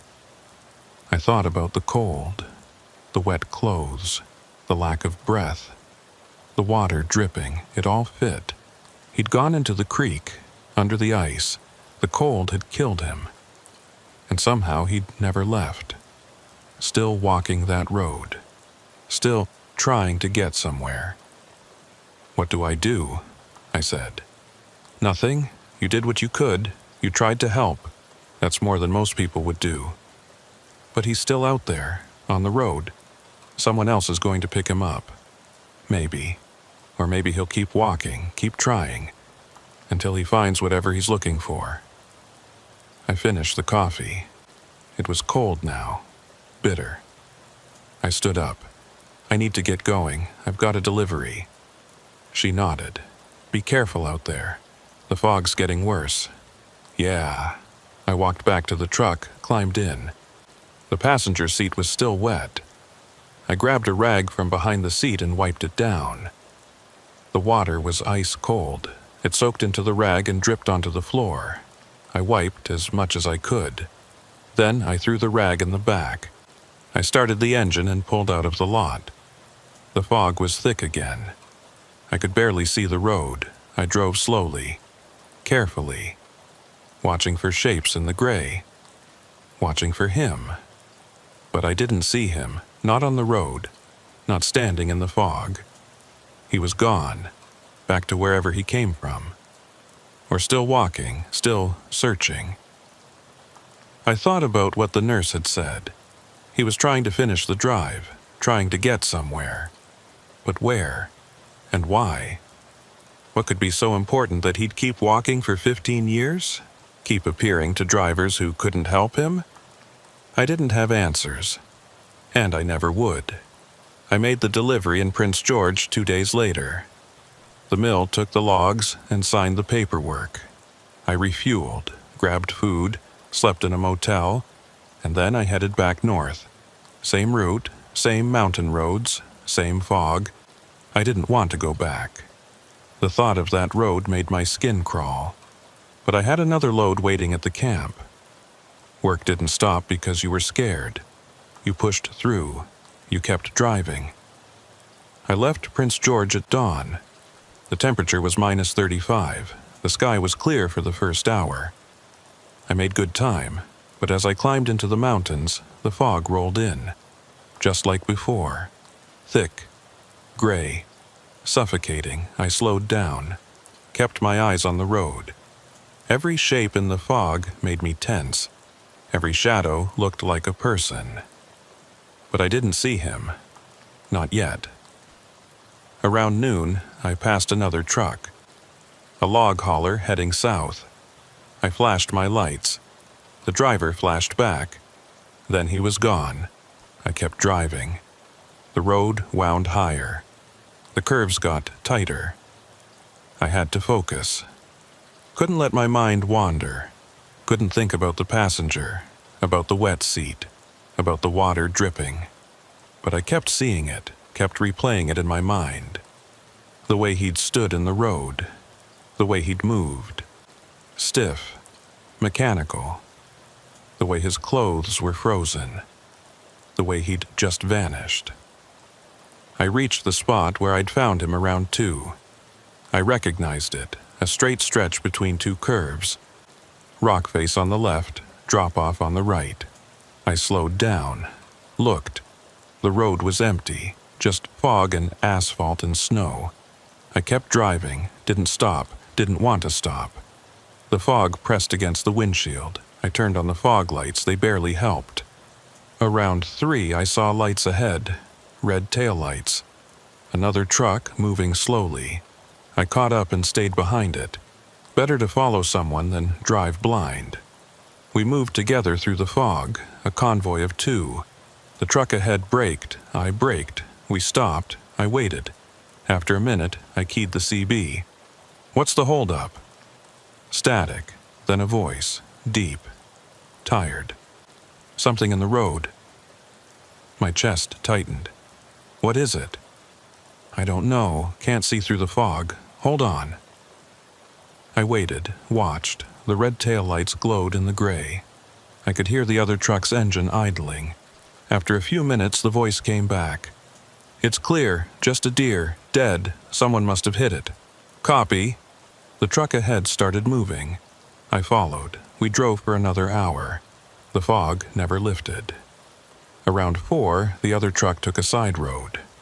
I flashed my lights. He flashed back. Then I was alone again. I kept driving. The GPS showed the camp was close. Another 20 miles. I could make it before dark. I pushed on. Around 4:30, I saw him again. He was standing on the side of the road. Same spot as before. Same dark jacket. Same pale face. Just standing there. Watching. I hit the brakes. The rig slowed. Stopped. I stared. He didn't move. Didn't wave. Just stood there. I should have kept driving. Should have ignored him. But I couldn't. Something pulled me. I didn't understand it. Didn't want to understand it. I just knew I had to stop. I grabbed my flashlight and climbed down. walked toward him. The fog swirled around me. My boots crunched in the snow. He watched me approach. Those hollow eyes locked onto mine. "It's you," I said. He didn't respond, just stared. "What do you want? Where are you trying to go?" "Nothing." I got closer, close enough to see his face clearly. The same gaunt features, the same waxy skin, and his clothes. They were wet, dripping, frozen. "I can't help you," I said. "I tried, but I don't know what you need." He tilted his head slightly, like he was listening or trying to understand. Then he raised one hand, slowly pointed, not at me, past me, down the road. I turned and looked. The fog was too thick. I couldn't see anything. What's down there?" He kept pointing, his arm outstretched, rigid. I looked back at him. His eyes were still on me, but there was something in them now. Not life, not exactly, but something. A need, a desperation. "I don't understand," I said. He lowered his arm, turned, and walked into the fog. I watched him go. His figure faded, became a shadow. Then nothing. I stood there for a long moment. The cold seeped through my jacket. My fingers went numb. But I didn't move. I just stared into the fog where he'd disappeared. Finally, I walked back to the truck, climbed in, started the engine. My mind was racing. He'd pointed down the road. What was down there? What did he want me to see? I shifted into gear and started driving, slowly, carefully, watching. The road curved to the right, then straightened, and then I saw it. A guardrail, twisted, broken, hanging over the edge, old, rusted. The metal was bent outward, like something had crashed through it. I stopped, got out, walked to the edge, looked down. The ravine dropped steeply, maybe 100 feet. At the bottom, I could see water, a creek, frozen solid. And next to the creek, half buried in snow, was a truck, old, rusted. The cab was crushed, the windshield shattered. It had been there a long time, years, buried by snow and time and forgotten. My breath caught. This was it. This was where he'd gone off the road, where he'd died. This was Marlon Hedden's truck. I pulled out my phone. No signal. Of course not. I took pictures anyway. The guardrail, the ravine, the truck at the bottom. Evidence, proof. I walked back to my rig, sat in the cab, stared at the broken guardrail. He'd been trying to show me, trying to lead me here, but why? What did it matter? He was dead. The truck was wrecked. The case was closed 15 years ago. Unless he wanted to be found, wanted someone to know where he was, wanted his family to have closure. I thought about the nurse, the reports, the other drivers who'd picked him up. Had any of them found this spot? Had any of them seen the truck? I didn't know, but I would tell them. I would report it. I would make sure someone came out here and checked. Made sure Marlon Hedden was finally laid to rest. I put the rig in gear and drove on. The camp was close now, just a few more miles. The fog was thinning, I could see further. The road opened up. But I kept thinking about him, standing on the side of the road, pointing, trying to communicate, trying to finish what he'd started 15 years ago. And I wondered, would he finally rest now, or would he keep walking, keep appearing to drivers, keep searching? I didn't know, but I hoped he'd find peace, whatever that looked like for someone like him. I reached the logging camp just after 5. The sun was setting. The sky was orange and purple. Beautiful, cold. I pulled into the yard and parked. The foreman met me, signed the paperwork, told me the next load would be ready in the morning. I didn't mention the passenger, didn't mention the truck in the ravine, not yet. I needed to be sure, needed to verify what I'd seen. That night, I stayed in the camp bunkhouse. A small room with a wood stove and 4 beds. 2 other drivers were there. We didn't talk much, just ate, played cards, went to sleep. I lay awake for hours, thinking about Marlin, about the truck, about the fog. Every time I closed my eyes, I saw him, standing in the road, pointing. In the morning, I loaded up and headed back south. I had a delivery in Prince George, same route, same mountain roads. I drove slowly, watching for the spot. I found it around noon, the broken guardrail. I pulled over, climbed down, walked to the edge, looked down into the ravine. The truck was still there, half buried, waiting. I called 911. This time I had a signal. Weak, but enough. I reported the wreck, gave them the location, told them I'd found an old vehicle at the bottom of a ravine. They asked if there were injuries. I said I didn't know. The truck had been there a long time. They said they'd send someone out, a recovery team. It might take a few days. The location was remote. The terrain was difficult. But they'd check it out.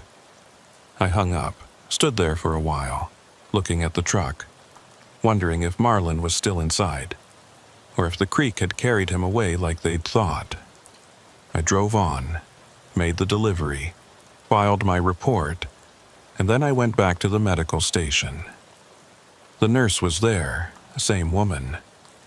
She looked up when I entered. "You're back," she said. "Yeah, I found something." I told her about the truck, about the broken guardrail, about calling 911. She listened. When I finished, she nodded slowly. "That explains it," she said. "Explains what? Why he keeps appearing, why he won't leave. He wanted someone to find him, to know where he was. You think that's all he wanted? Maybe. Or maybe he wanted his family to know, to have closure. 15 years is a long time to be missing." I thought about that. Do you know if he had family? I remember the case. Wife and a daughter, they moved away years ago. Couldn't stay here after he disappeared. Too many memories. Will someone tell them? I'm sure the police will, once they confirm it's his truck. I nodded. Good. I left the station and headed home. The drive took 2 days. I stayed in motels, ate at truck stops, tried not to think about the passenger, about the wet seat, about the water dripping. But I couldn't stop. It was always there, in the back of my mind, the image of him standing in the fog, pointing, trying to communicate. A week later, I got a call. The recovery team had reached the truck. It was Marlin Hedden's. They'd found remains inside, frozen, preserved by the cold and the ice. They'd recovered him, identified him through dental records. His family had been notified. The nurse called me a few days after that. Said she wanted to thank me. Said Marlin's daughter had reached out. She wanted to meet the driver who'd found her father. I met her at a diner in Prince George. She was in her 20s, dark hair, tired eyes. She looked like him, the same features, the same face. "Thank you," she said, "for finding him, for not giving up." "I didn't do much," I said. "I just reported what I saw. You did more than that. You listened. Most people wouldn't have stopped, wouldn't have looked." I didn't know what to say. She reached into her bag and pulled out a photo, handed it to me. It was Marlin, younger, smiling, standing next to a truck, his truck. "This was taken a month before he disappeared," she said. "He was hauling logs. Same route you drive. He loved that road. Said it was the most beautiful drive in the world." I looked at the photo. He looked happy, alive. Nothing like the figure I'd picked up in the fog. "I'm sorry," I said, "for what happened to him." "Me too. But at least now we know. We can finally say goodbye." She took the photo back. stood, shook my hand. "Thank you again. You gave us closure. That's more than we ever thought we'd get." She left. I sat there for a while, looking out the window, thinking about Marlin, about the road, about the fog. I drove that route many more times over the next few months. Every time, I watched for him, watched for that figure in the fog. But I never saw him again. The road was empty, just fog and snow, and the endless gray. The nurse told me later that no other drivers reported picking him up. No more wet seats. No more vanishing passengers. He was gone, finally at rest. But sometimes, late at night, when I'm driving through the fog, I think I see him. Just a shadow, just a shape at the edge of my vision. I blink, and he's gone. Maybe it's my imagination. Maybe it's just the fog playing tricks. Or maybe he's still out there, still walking, still searching, not for help, not for rescue, but for someone to remember, someone to care, someone to stop. I stopped, I listened, I found him. And now he can rest. But the road remembers, the fog remembers, and sometimes, when the temperature drops and the gray closes in, I remember too, the passenger who wasn't breathing, the man who pointed the way, the ghost of Marlin Hedden, still walking his favorite road, still trying to get home. And I hope, wherever he is now, he finally made it. My name is Deacon Tolliver. I'm 39 years old, and I've been hauling freight through Alaska for 11 years. People think it's romantic. The last frontier. Wide open spaces. Freedom. They don't know about the cold that cracks your teeth. The darkness that swallows whole days. The isolation that eats at your mind until you're not sure what's real anymore. It was early February. Peak winter. The kind of cold that makes diesel turn to jelly and steel snap like dry wood. I was running a load of construction equipment from Fairbanks to Prudhoe Bay. 400 miles of the Dalton Highway, also called the Hall Road, also called the most dangerous road in America. I left Fairbanks at midnight. That's when most of us leave. Less traffic. Fewer tourists trying to drive rental cars on ice. Just professional drivers who know what they're doing, or think they do. The first 100 miles were decent. Plowed, sanded. The rig handled well despite the load. 12,000 pounds of drilling equipment. Heavy, but balanced. I kept my speed at 40. Any faster and you risk losing control. Any slower and you might not make the hills. The radio played country music for the first hour. Some station out of Fairbanks. Then it faded to static. Normal up here. I switched to CB. Channel 19. The trucker channel. A few voices crackled through. Drivers checking positions. Warning about icy spots. The usual chatter. Around 2 in the morning the voices stopped. Just static. I wasn't worried. Happens all the time when you're between relay towers. I turned the volume down and focused on driving. The road climbed steadily. The Yukon River was behind me. Ahead was the Brooks Range, mountains that cut across the state like a frozen spine. The highway wound through them, steep grades, tight curves, and ice. Always ice. My headlights cut through the darkness. Snow piled high on both sides of the road. The trees were gone now, too high up. Just tundra and rock and endless white. The stars were bright. No moon. Just stars by the thousands. It would have been beautiful if it wasn't so hostile. Around 3, I heard something on the CB.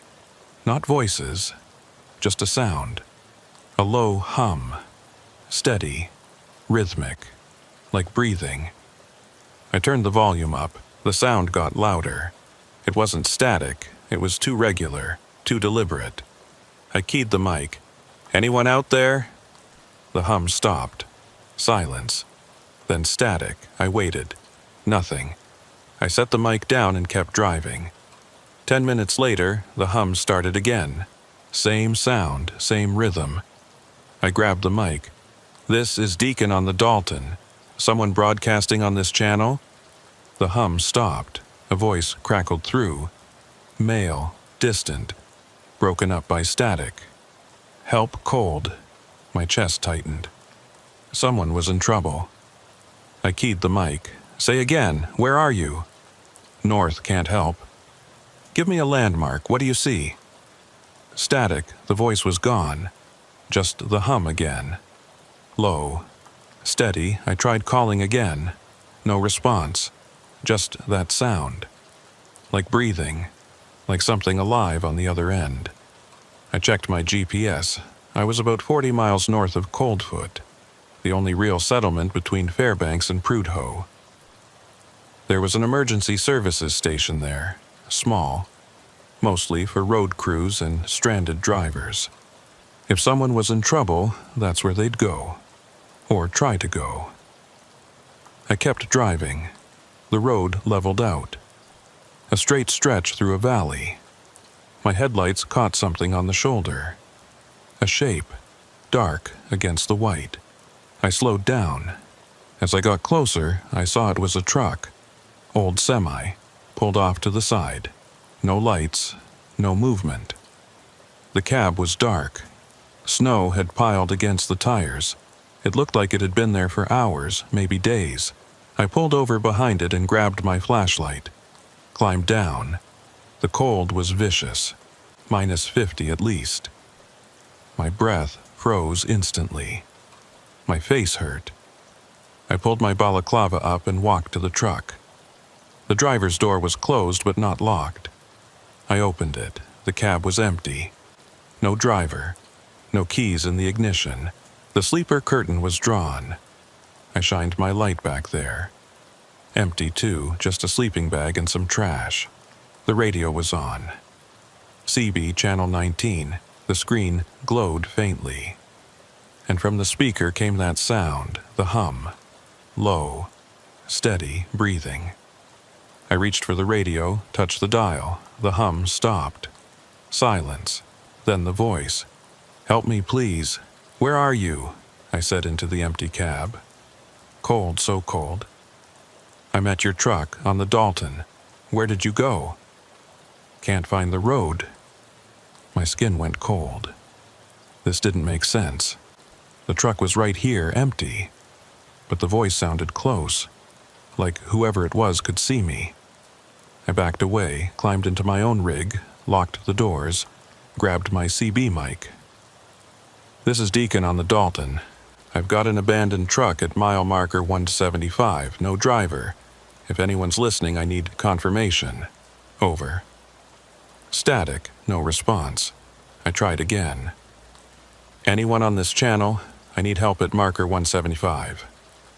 The hum returned, louder now, coming from my own radio, and underneath it, the voice. "Help me, Deacon." It knew my name. I stared at the radio. My hands were shaking. How did it know my name? I'd said it once, on the CB, but that was 10 minutes ago. And the voice had been different then. Distant. Broken. Now it was clear, close, like someone sitting in the passenger seat.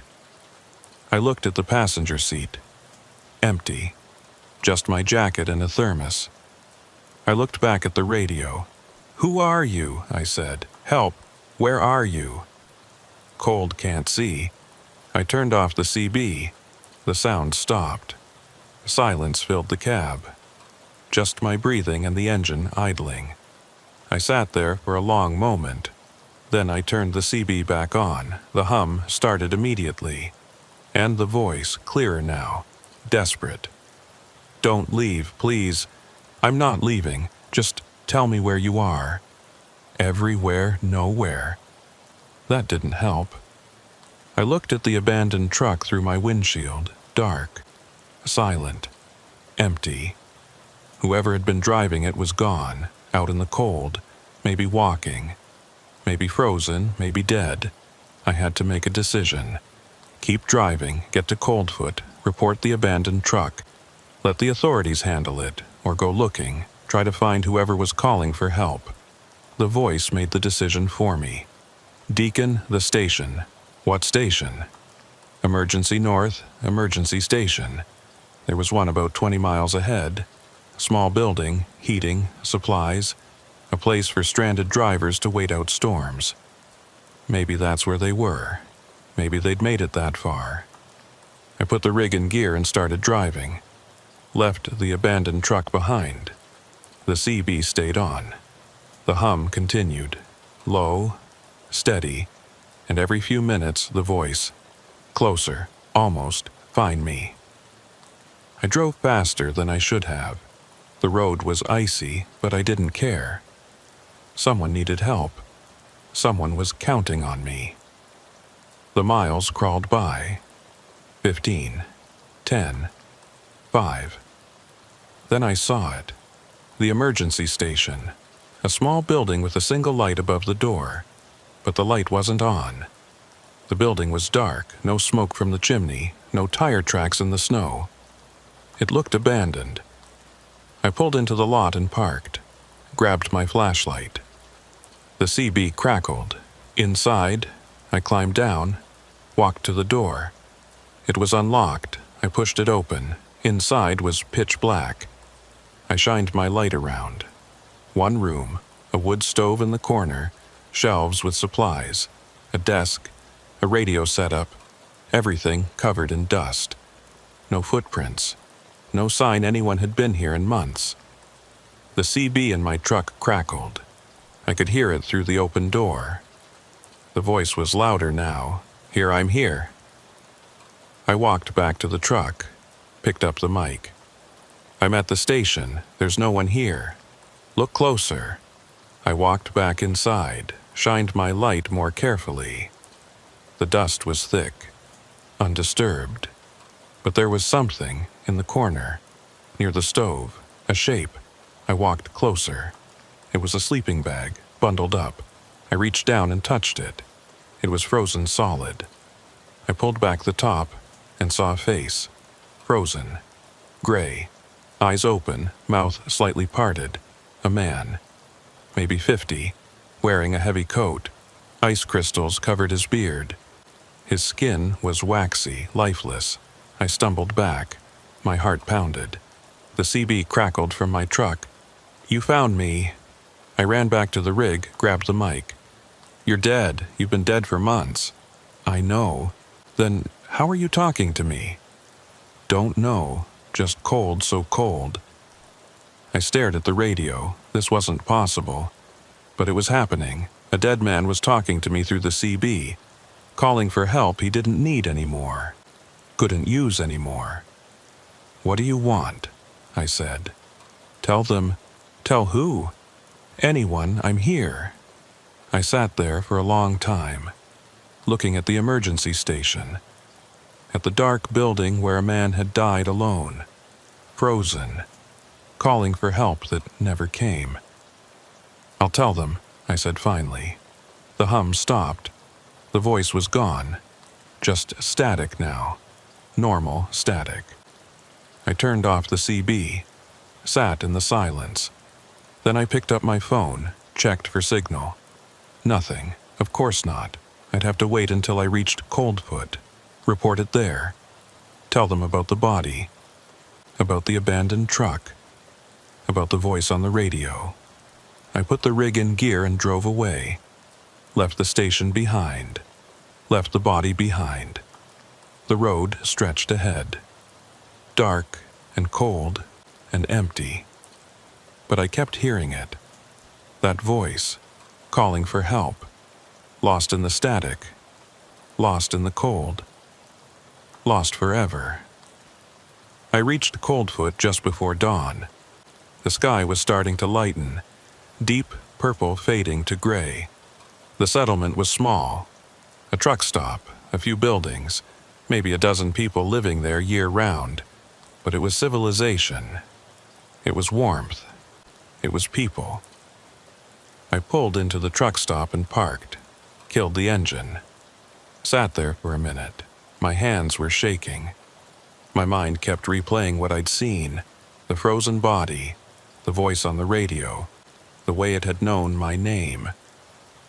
I climbed down and walked into the building. Inside was warm, too warm.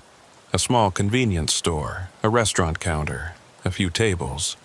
2 other drivers sat drinking coffee. They looked up when I entered, nodded. I nodded back. A man stood behind the counter, older, maybe 60, graying beard, flannel shirt. He looked at me and smiled. Rough night? Yeah, I said. You could say that. Coffee? Please.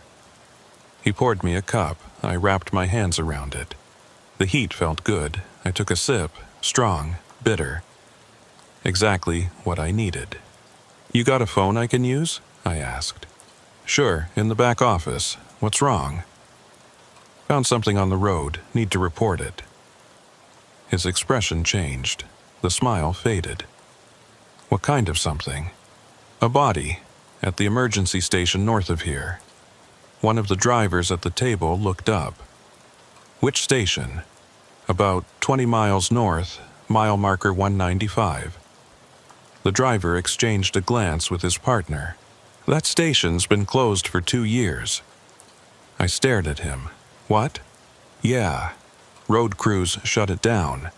Too expensive to maintain. Everyone uses the ones at Coldfoot and Dead Horse now. But I was just there. The door was unlocked. There was a body inside, frozen, in a sleeping bag. The man behind the counter set down the coffee pot. You saw a body? Yes. And there's an abandoned truck at mile marker 175. No driver. The CB was on. Someone was calling for help. The 2 drivers looked at each other again. One of them stood up. He was tall, heavy build, serious face. What did the voice say? Just kept asking for help. Said they were cold. Said they couldn't find the road.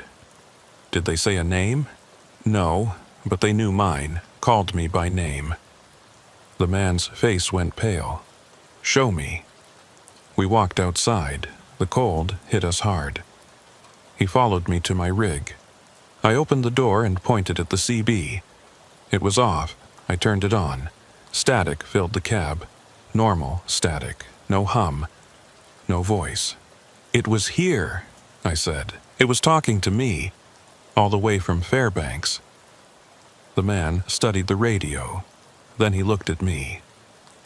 My name's Ryland Eckhart. I work as a mechanic here. And I've heard stories like yours before. What do you mean? Drivers hearing voices on the CB. Always on the Dalton. Always in winter. Some say it's radio interference, signals bouncing off the mountains. Others say it's something else. Something else like what? He hesitated. People who died up here. Drivers who froze, got stranded, never made it home. Some people think they're still out there, still calling for help. My stomach turned. That's insane. Maybe, but it keeps happening every winter. Same reports, same voices. What about the body at the station? I'll call it in. Search and rescue will check it out. But if that station's been closed for 2 years, whoever's there has been dead a long time. I thought about the frozen face, the open eyes, the ice crystals on the beard. How long? Hard to say. Cold preserves things. Could be months, could be years. I finished my coffee. It had gone cold. I threw the cup in a trash can. I need to keep moving. I've got a delivery in Prudhoe. You sure? You look shaken up. I'm fine, just tired. He nodded. All right, but be careful. Keep your CB on. If you hear that voice again, don't respond. Just keep driving. Why? Because nothing good comes from talking to the dead. I climbed back into my rig, started the engine. Ryland watched me pull out. I waved. He didn't wave back, just stood there, watching. The road north was empty. The sun was up now, low on the horizon. Everything was white and gold, beautiful, deadly. I kept the CB off, didn't want to hear that voice again. Didn't want to know if it was still calling. But every few miles I looked at the radio, half expecting it to turn on by itself, half expecting to hear that hum, that breathing sound. It stayed off, silent, just the engine and the wind and the road. I drove for 3 hours without stopping. Made good time. The weather held. No snow, no wind, just clear skies and cold, minus 45. The heater struggled but kept the cab warm enough. Around noon I passed the emergency station again. I didn't stop, didn't look, just kept driving. But I saw tire tracks in the snow, fresh ones, leading to the building. Someone had been there, search and rescue probably, checking out my report. I wondered what they'd found, if the body was still there, if it was who I thought it was, the voice on the radio, the man who'd called for help. I'd never know. And maybe that was better. The miles crawled by. The landscape never changed. Just white and rock and sky. Endless. Monotonous. Hypnotic. I had to force myself to stay alert, to keep my eyes on the road. The isolation was getting to me. The silence. The emptiness. Around 3 I saw something ahead. A truck, parked on the shoulder, lights off, same as the one I'd found earlier.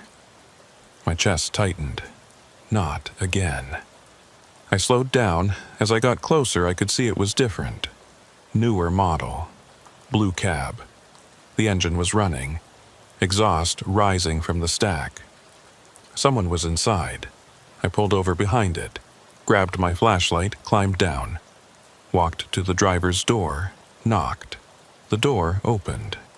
A man looked out. Young, maybe 30, clean-shaven, tired eyes. "You all right?" I asked. "Yeah, just taking a break, long haul." "You shouldn't stop out here. Too cold. Engine could die." "I know. Just needed a minute." I nodded, looked at his CB.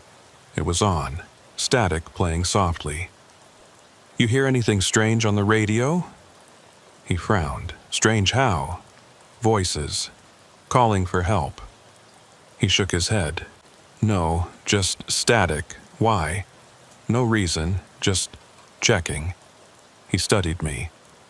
"You look like you've seen something. Just tired, like you." "Yeah." He closed the door. "Thanks for checking." I walked back to my rig, climbed in, waited until the blue truck pulled out and drove away. Then I followed, kept him in sight. Better to have company, even if we weren't talking. Just knowing someone else was out there helped. We drove together for 50 miles. Then he took an exit, a side road leading to a work camp. He flashed his lights. I flashed back. Then he was gone. I was alone again. The CB stayed off. The road stayed empty. And I kept driving. Toward Prudhoe. Toward the end of the line. Toward whatever was waiting. I made it to Prudhoe Bay just after midnight. 24 hours on the road. I was exhausted. My eyes burned. My back ached. But I'd made it. I unloaded the equipment at the drilling site. Signed the paperwork. Got my payment confirmation. The site manager offered me a bunk for the night. I took it. The quarters were basic. Small room, single bed, shared bathroom down the hall. But it was warm, and it was safe. That was enough. I lay down fully clothed, closed my eyes. But I couldn't sleep. Every time I started to drift off, I heard it. That hum, that breathing sound, and the voice underneath. Help. I sat up, looked around. The room was quiet. No radio, no CB, just me and the walls and the heater ticking in the corner. I got up and walked to the window, looked out. The compound was lit up, bright lights on tall poles. They pushed back the darkness. Beyond the lights, everything was black. Just the Arctic night stretching forever. A movement caught my eye. Someone walking. Between the buildings. Slow, unsteady. I watched. The figure moved into the light. It was a man, wearing a heavy coat. No hat, no gloves. He walked like he was lost. Looking around, confused. I opened the window. The cold rushed in. "Hey," I called. "You all right?" The figure stopped, turned, looked up at my window. I couldn't see his face clearly, too far. But something about him looked wrong. The way he stood, too still, too rigid. "You need help?" I called. He didn't answer, just stood there. Then he turned and walked away, disappeared between the buildings, into the shadows. I closed the window. My breath was shaking. Something wasn't right. I grabbed my jacket and boots, went downstairs. Outside, the compound was quiet. Most of the crew was asleep. A few buildings had lights on. I could hear generators humming, but no people, no movement. I walked between the buildings, looking for the figure I'd seen. The snow was trampled down, hundreds of footprints. I couldn't tell which were fresh, which were his. I walked to the edge of the compound, where the lights ended, looked into the darkness. Nothing. Just black. Cold. Empty. A voice behind me made me jump. "You shouldn't be out here." I turned. A man stood there, older, heavy coat, fur hat, security badge on his chest. "I saw someone walking," I said. "Looked like they needed help." "Where?" "Between the buildings, heading this way." He shook his head. "Nobody's out here, just you and me." I saw him through my window. "You're exhausted, seeing things. Happens up here, the dark, the cold. It messes with your head." I know what I saw. He studied me. What did he look like? Tall, heavy coat, no hat, walking like he was lost. The man's expression changed. "Which building were you in?" "Block C, room 14. Come with me." He led me back to the main office. Inside, he pulled out a file, opened it, showed me photos, old photos, security camera footage, black and white, grainy. "This him?" I looked at the images. A man, tall, heavy coat, walking between buildings. The timestamp said 3 years ago, January 17th, 2021. "Yeah," I said, "that's him." His name was Kemper Whitlock. He was a driver. Hauled equipment up here just like you. One night he went outside, said he needed air. Never came back. They found his body 2 weeks later, 3 miles from camp, frozen solid. They figured he got disoriented, walked the wrong way, couldn't find his way back. My blood went cold. That was 3 years ago, yeah. But I saw him tonight. You're not the first. Every winter, someone reports seeing him, walking between the buildings, looking lost. Search crews go out every time, never find anything. I stared at the photos. Why does he keep appearing? Some people think he's still trying to find his way back, still looking for the lights, for warmth, for help. That's impossible. Maybe. But it keeps happening. Same sightings, same description, same behavior, walking, searching, never finding. I closed the file. My hands were shaking. What do I do? Nothing. Go back to your room, get some rest. In the morning, you'll head south, and you'll forget all about this. I can't forget. You will. Everyone does. The road takes care of that. You'll be too busy staying alive to think about ghosts. I walked back to my room, climbed into bed. This time I slept, deep, dreamless, exhausted. In the morning, I loaded up and headed south. Same route, same road. But different. Everything felt different now. The white wasn't beautiful, it was hostile. The silence wasn't peaceful, it was threatening. And the radio. The radio was dangerous. I kept it off for the first 100 miles. Just drove in silence. But the isolation got to me. I needed sound, needed voices, needed to know I wasn't completely alone. I turned on the CB. Channel 19. Static at first. Then a voice. Clear. Normal. Human. Southbound at marker 230. Roads are clear, no ice. Relief flooded through me. Normal traffic. Normal drivers. I keyed the mic. Copy. Thanks for the update. No problem. Stay safe out there. I drove on. The road descended. Out of the mountains. Back toward civilization. The miles passed. I started to relax. Started to think maybe I'd imagined it all. The voice. The body. The figure in the compound. Maybe it was just exhaustion, like the security guard said. The dark and the cold messing with my head. Then the hum started. Low. Steady. Breathing. Coming from the CB. I stared at the radio. My hands tightened on the wheel. Not again. Please, not again.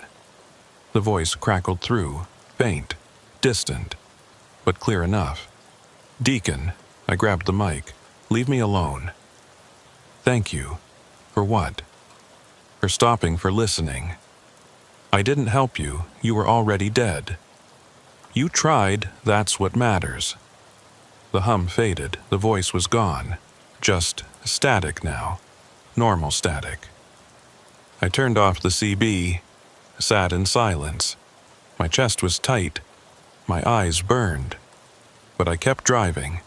Because that's what you do up here. You keep driving. You keep moving. You don't stop. You don't look back. You just survive. And you try to forget the voices, the ones calling for help. The ones that never stop. The ones that live forever in the static. Lost. Cold, alone. But I knew I'd never forget. The voice would stay with me.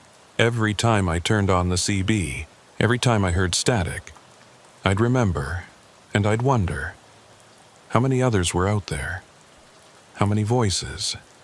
How many souls trapped in the cold? Still calling, still hoping, still waiting for someone to hear them. I made it back to Fairbanks 3 days later. The return trip was quiet. No voices, no strange sightings, just road and cold and exhaustion. I delivered my reports, filed my paperwork, and tried to forget, but I couldn't. The voice stayed with me. I heard it when I was alone, when I was trying to sleep, when I closed my eyes. That same hum, that same desperate plea. Help me, find me, I'm so cold. I went to the truck stop, sat at the counter, ordered coffee. The place was busy. Drivers coming and going, loading up, heading out, living their lives, moving forward. But I felt stuck, frozen, like I was still out there on the Dalton, still listening to that voice. A man sat down next to me, older, maybe 70, gray beard, weathered face. He ordered coffee and glanced at me. You look like hell, he said. Thanks. Been up north? Yeah. Prudhoe. He nodded. Rough run this time of year. Yeah. He studied me. You hear something up there? I looked at him. What do you mean? On the CB, voices. Happens to a lot of drivers, especially in winter. You've heard them too? Once, 20 years ago. I was hauling fuel to Deadhorse, middle of the night. Heard a voice calling for help. Spent 2 hours trying to find them.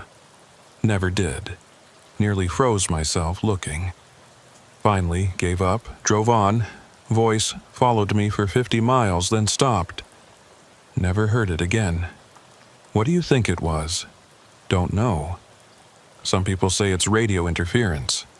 Others say it's the dead. Drivers who froze, got stranded, never made it home. I don't know what to believe, but I know it was real, and I know it scared me more than anything else on that road. Did you report it? Yeah. Search and rescue checked the area. Found nothing. No tracks, no signs of anyone. Just empty road. Same thing happened to me. I found a body, but the station had been closed for years. Like he'd been there the whole time, waiting. The old man nodded slowly. The cold preserves things. Bodies. Voices. Memories. Up there, time works different. Things don't decay like they should. They just freeze. And wait. For what? For someone to find them. Someone to listen. Someone to care.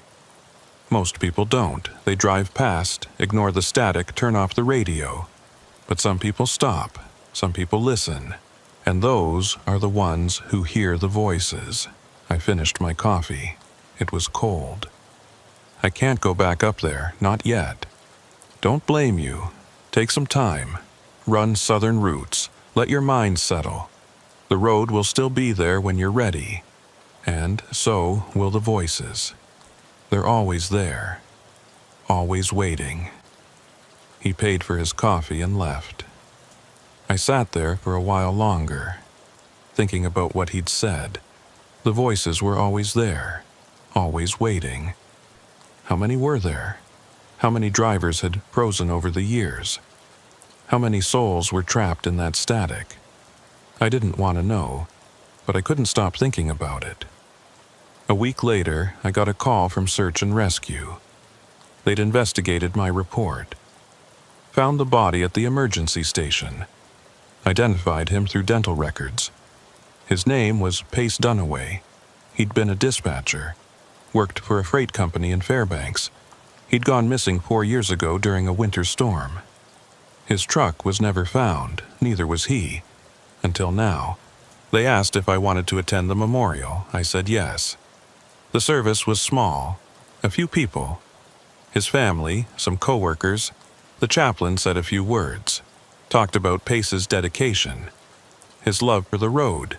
His commitment to helping drivers. Then we all stood in silence. After, his sister approached me. She was maybe 50. Dark hair, red eyes from crying. "Thank you," she said, "for finding him, for letting us know. I'm sorry it took so long. It's not your fault. The road takes people. Sometimes it doesn't give them back. But at least now we know. We can finally say goodbye." She handed me a photo. It was Pace, younger, smiling, standing next to a CB radio setup. His dispatcher station. He looked happy, alive. Nothing like the frozen face I'd found. "He loved that radio," she said. "Spent hours on it. Talking to drivers, helping them stay safe. He always said his voice was out there, on the airwaves, watching over them." My chest tightened. He was calling for help, on the CB. I heard him. She looked at me. "That's impossible." "He died 4 years ago." "I know, but I heard him, his voice, asking for help." She was quiet for a long moment. Then she smiled, sad, broken. Maybe that's what he was doing. Still trying to help. Still watching over drivers, even after death. Maybe. She hugged me, thanked me again. Then she left. I stood there holding the photo, looking at Pace's face, wondering if his voice was still out there, still calling, still trying to help. I drove north again 2 months later. Different route, different load. But the same road eventually. The Dalton, the Hall Road, the most dangerous road in America. I kept the CB on, Channel 19, listened to the static, the voices, the normal chatter of drivers checking in, warning about ice, talking about the weather. Normal, human, alive. But every now and then, underneath it all, I heard it. That hum, that breathing sound, and sometimes, very faint, a voice. Thank you. I never responded, just listened, acknowledged, and kept driving. Because up here on this road, you're never truly alone. The voices are always there, in the static, in the cold, in the endless white, calling out, asking for help, watching over you, and sometimes, if you listen closely enough, they say thank you. For stopping, for caring, for not forgetting. Because in the end, that's all any of us want. To be remembered, to be found, to know we mattered, even in death, even in the cold, even in the static. The voices remember, and they wait, and they call, and somewhere out there someone will listen. My name is Thane Corrigan. I'm 47 years old. I've been driving trucks for 23 years. Started young. Never stopped. This road is all I know. The only life I've ever lived. And most days, that's enough. It was mid-March, late winter. The kind of time when the cold starts to ease up just enough to make you think spring might actually come. But it's a lie. Winter always has one more storm, one more freeze, one more test. I was hauling general freight from Whitehorse to Watson Lake. Standard run. 300 miles of the Alaska Highway. Good road. Well maintained. I'd done it 100 times. Could drive it in my sleep. Almost had, a few times. I left Whitehorse at 5 in the morning. Still dark. The temperature was -20. Not terrible. The rig was loaded medium-heavy, mixed cargo, construction supplies, food shipments, mail. The kind of load that keeps small communities running. The first hour was smooth. Clear skies. No wind. The road was empty. Just me and the headlights and the yellow line stretching ahead. I had coffee in a thermos. Country music on the radio. Everything was normal. Around 6, I passed another truck, heading the opposite direction. Big rig, flatbed, loaded with timber. I flashed my lights. He flashed back, a silent greeting. You're not alone. Then he was gone, swallowed by the darkness behind me. I checked my mirrors, watched his taillights fade. Then I noticed the license plate, British Columbia. Number KLM 847. I remember thinking it was a clean plate, easy to read, not covered in dirt or ice like most of them up here.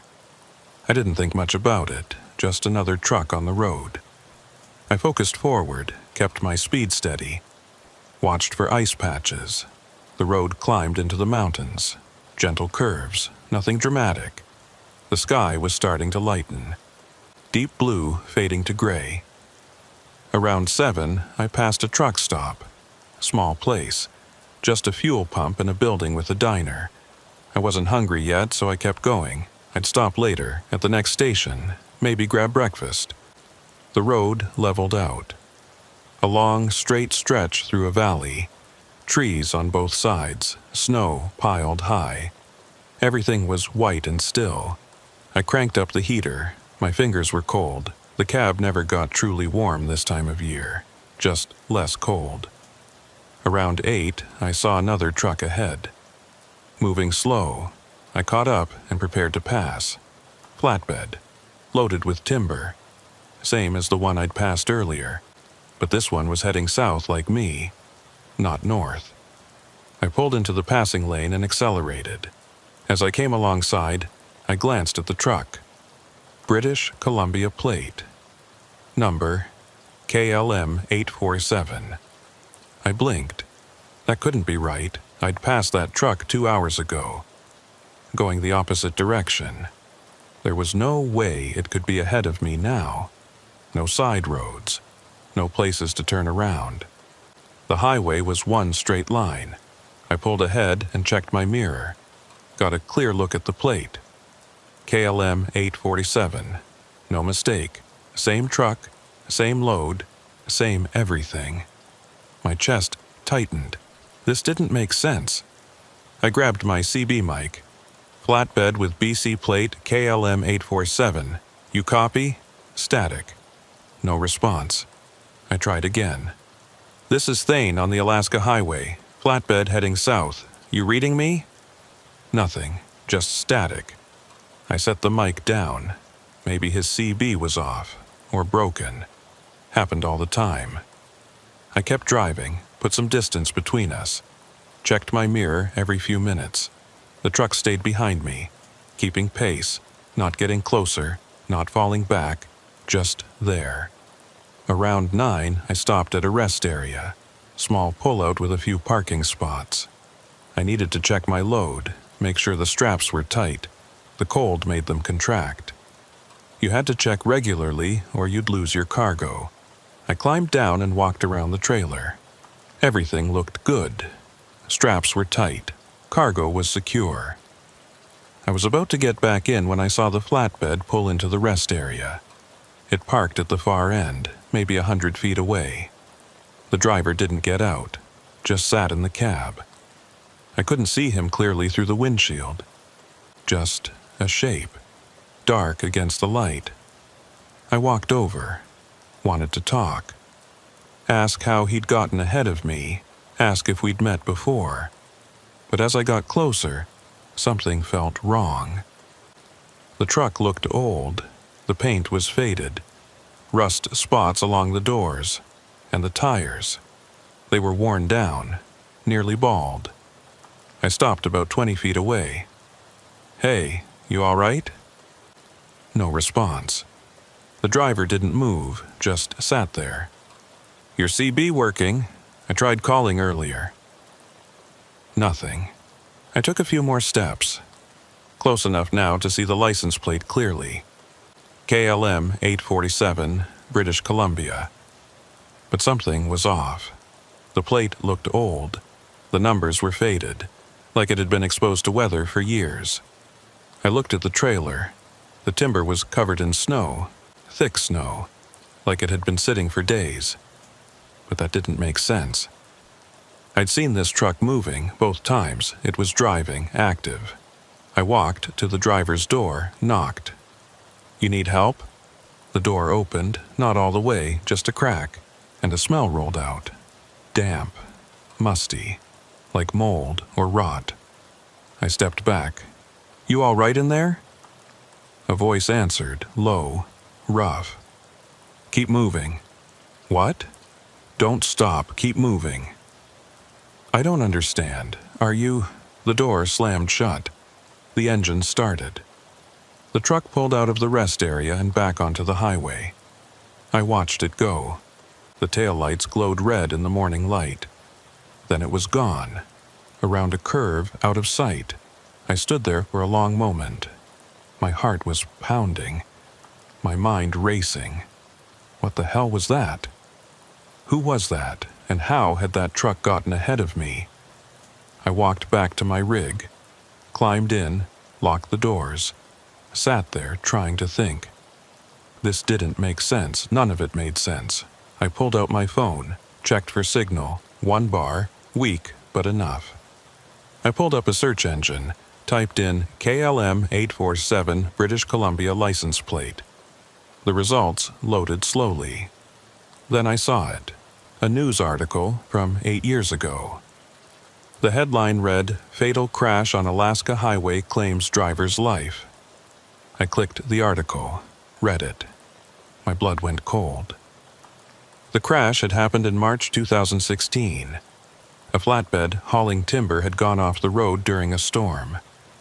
The driver lost control on a curve. The truck went down an embankment. The driver was killed. His name was Virgil Penrose, age 46. The license plate of the truck was listed in the accident report, KLM 847. I stared at the screen. That truck crashed 8 years ago. The driver died. But I'd just seen it, twice, and the driver had spoken to me, told me to keep moving. I set the phone down. My hands were shaking. I started the engine, pulled back onto the highway. I needed to get to Watson Lake, needed to be around people, needed to feel normal again. But nothing felt normal. The road stretched ahead, empty, white. And somewhere out there, that truck was still driving, still hauling timber, still moving forward, even though it shouldn't exist. I drove for another 2 hours without seeing the flatbed. The road wound through the mountains, up and down, curves and straights. I kept checking my mirrors, kept watching for that BC plate. But nothing, just empty road. Around 11, I came to a small settlement. Just a gas station and a few buildings. I needed fuel anyway, so I pulled in. The place looked old, but operational. One pump, a small store, a sign that said, "Birdie's Stop." I filled the tank and went inside. An older woman stood behind the counter, maybe 70, white hair, kind face. She looked up and smiled. "Morning," she said. "Morning," I replied. "Cold one." "Always is this time of year. You heading south?" "Yeah, Watson Lake." She nodded. "Long drive. You want coffee?" "Please." She poured me a cup from a pot on a hot plate. I paid for the fuel and the coffee, stood at the counter warming my hands around the cup. "You run this place alone?" I asked. "Most days. My son helps sometimes, but he's down south right now. Just me and the road." "What's your name?" "Birdie. Birdie Lufkin. Been running this station for 40 years. "That's a long time." "Yeah, seen a lot of drivers come through, a lot of changes. But the road stays the same. Always has. Always will." I took a sip of coffee. It was strong, good. "You ever see anything strange out here?" She looked at me. "Strange how?" "Trucks that shouldn't be on the road. Things that don't make sense." Her expression changed. The smile faded. "You saw something?" "Maybe. I don't know. A flatbed. Same truck I passed hours apart. Different directions. And the license plate. KLM 847. I looked it up. That truck crashed 8 years ago." She set down the rag she'd been using to wipe the counter. "Where did you see it?" "First time was around 6 this morning. Heading north. I was heading south. We passed each other. Then 2 hours later, it was ahead of me. Going the same direction. Same plate. Same load." "Did you talk to the driver?" "Tried to.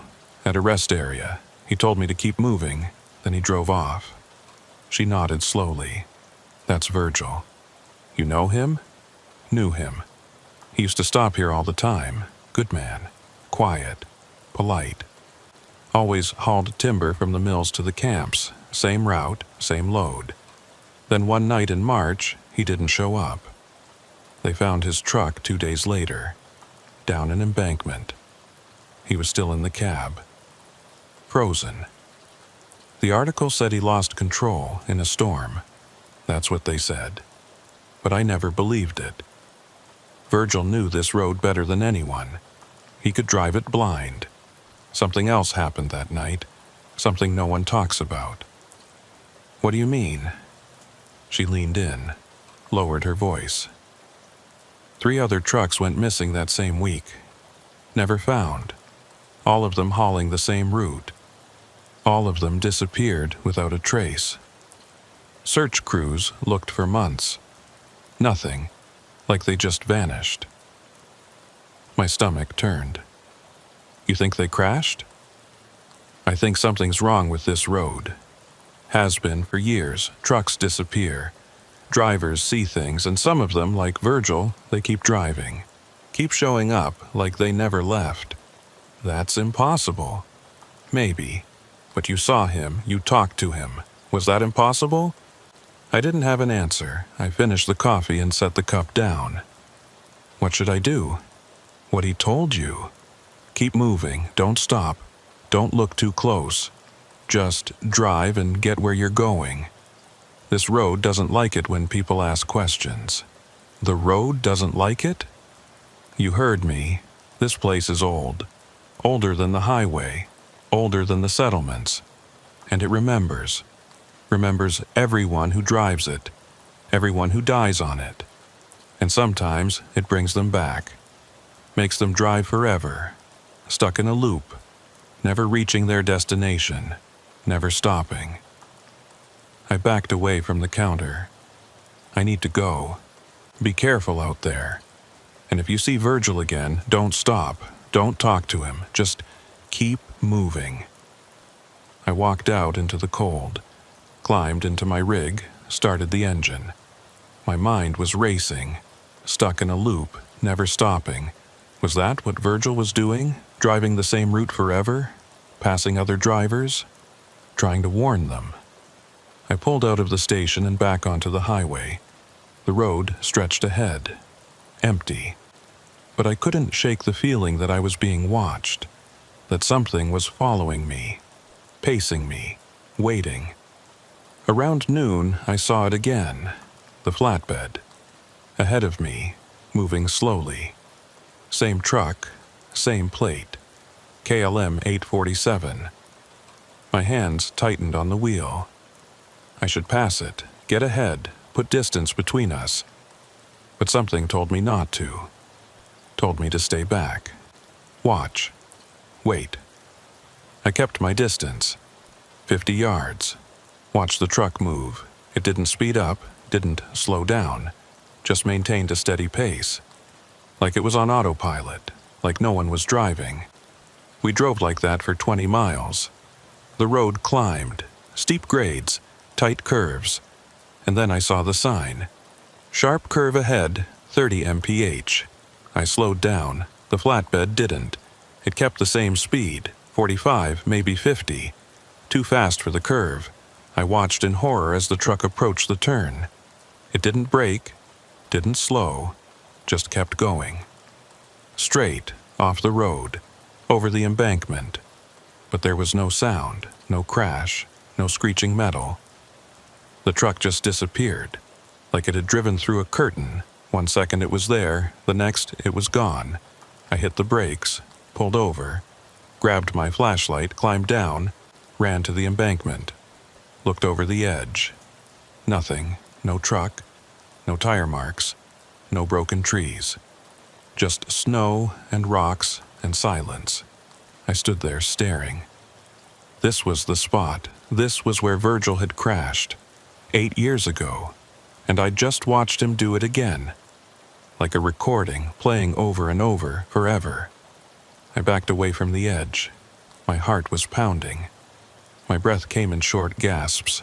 This wasn't real, couldn't be real, but I'd seen it, watched it happen.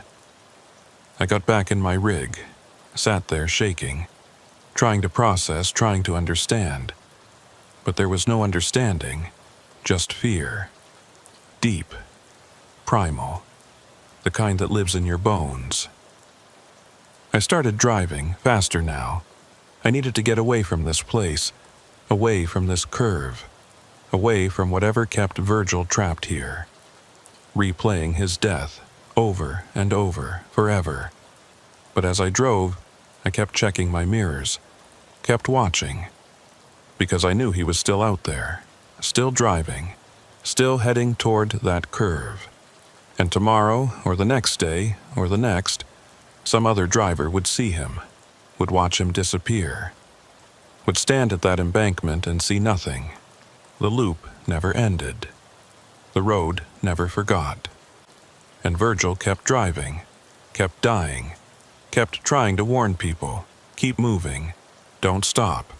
Because if you stop, you might not start again. You might become like him, trapped, lost, forever. I reached Watson Lake just after dark. I was exhausted. My nerves were shot. I delivered my load, signed the paperwork, found a motel, checked in, lay down on the bed and stared at the ceiling. I couldn't stop thinking about Virgil, about that truck, about the way it had just disappeared over the embankment, like it was meant to happen, like it was always going to happen, forever. I pulled out my phone, searched for more information, found other articles, other reports. The crash in 2016 wasn't the first. There had been others. Trucks going off at the same curve, the same embankment, going back decades. A flatbed hauling lumber. Driver killed. No explanation.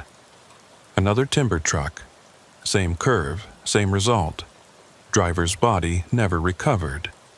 Same spot, same type of truck. Driver died on impact. The pattern went back 50 years, maybe longer. All of them timber trucks, all of them at the same curve. All of them during winter. Like something about that place called to them, drew them in, made them crash. I set the phone down. My hands were shaking. This was bigger than Virgil, bigger than one ghost truck. This was something else, something that had been killing drivers for half a century. I tried to sleep, but couldn't. Every time I closed my eyes, I saw that truck. Saw it drive off the embankment. Saw it disappear. And I heard Virgil's voice, "Keep moving, don't stop." In the morning, I loaded up for the return trip. Same route, back to Whitehorse. I didn't want to go, didn't want to drive that road again, but I had no choice.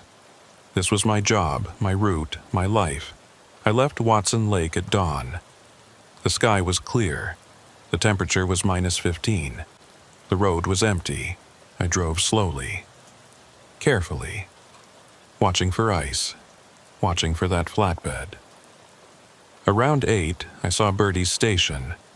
I pulled in, needed coffee, needed to talk to someone, needed to feel normal. Bertie was there, same spot behind the counter. She looked up when I entered. "You made it back," she said. "Yeah, you see him again?" I nodded. "At the curve, I watched him go over, just like the crash. Then he was gone. No truck, no wreckage, nothing." She poured me coffee.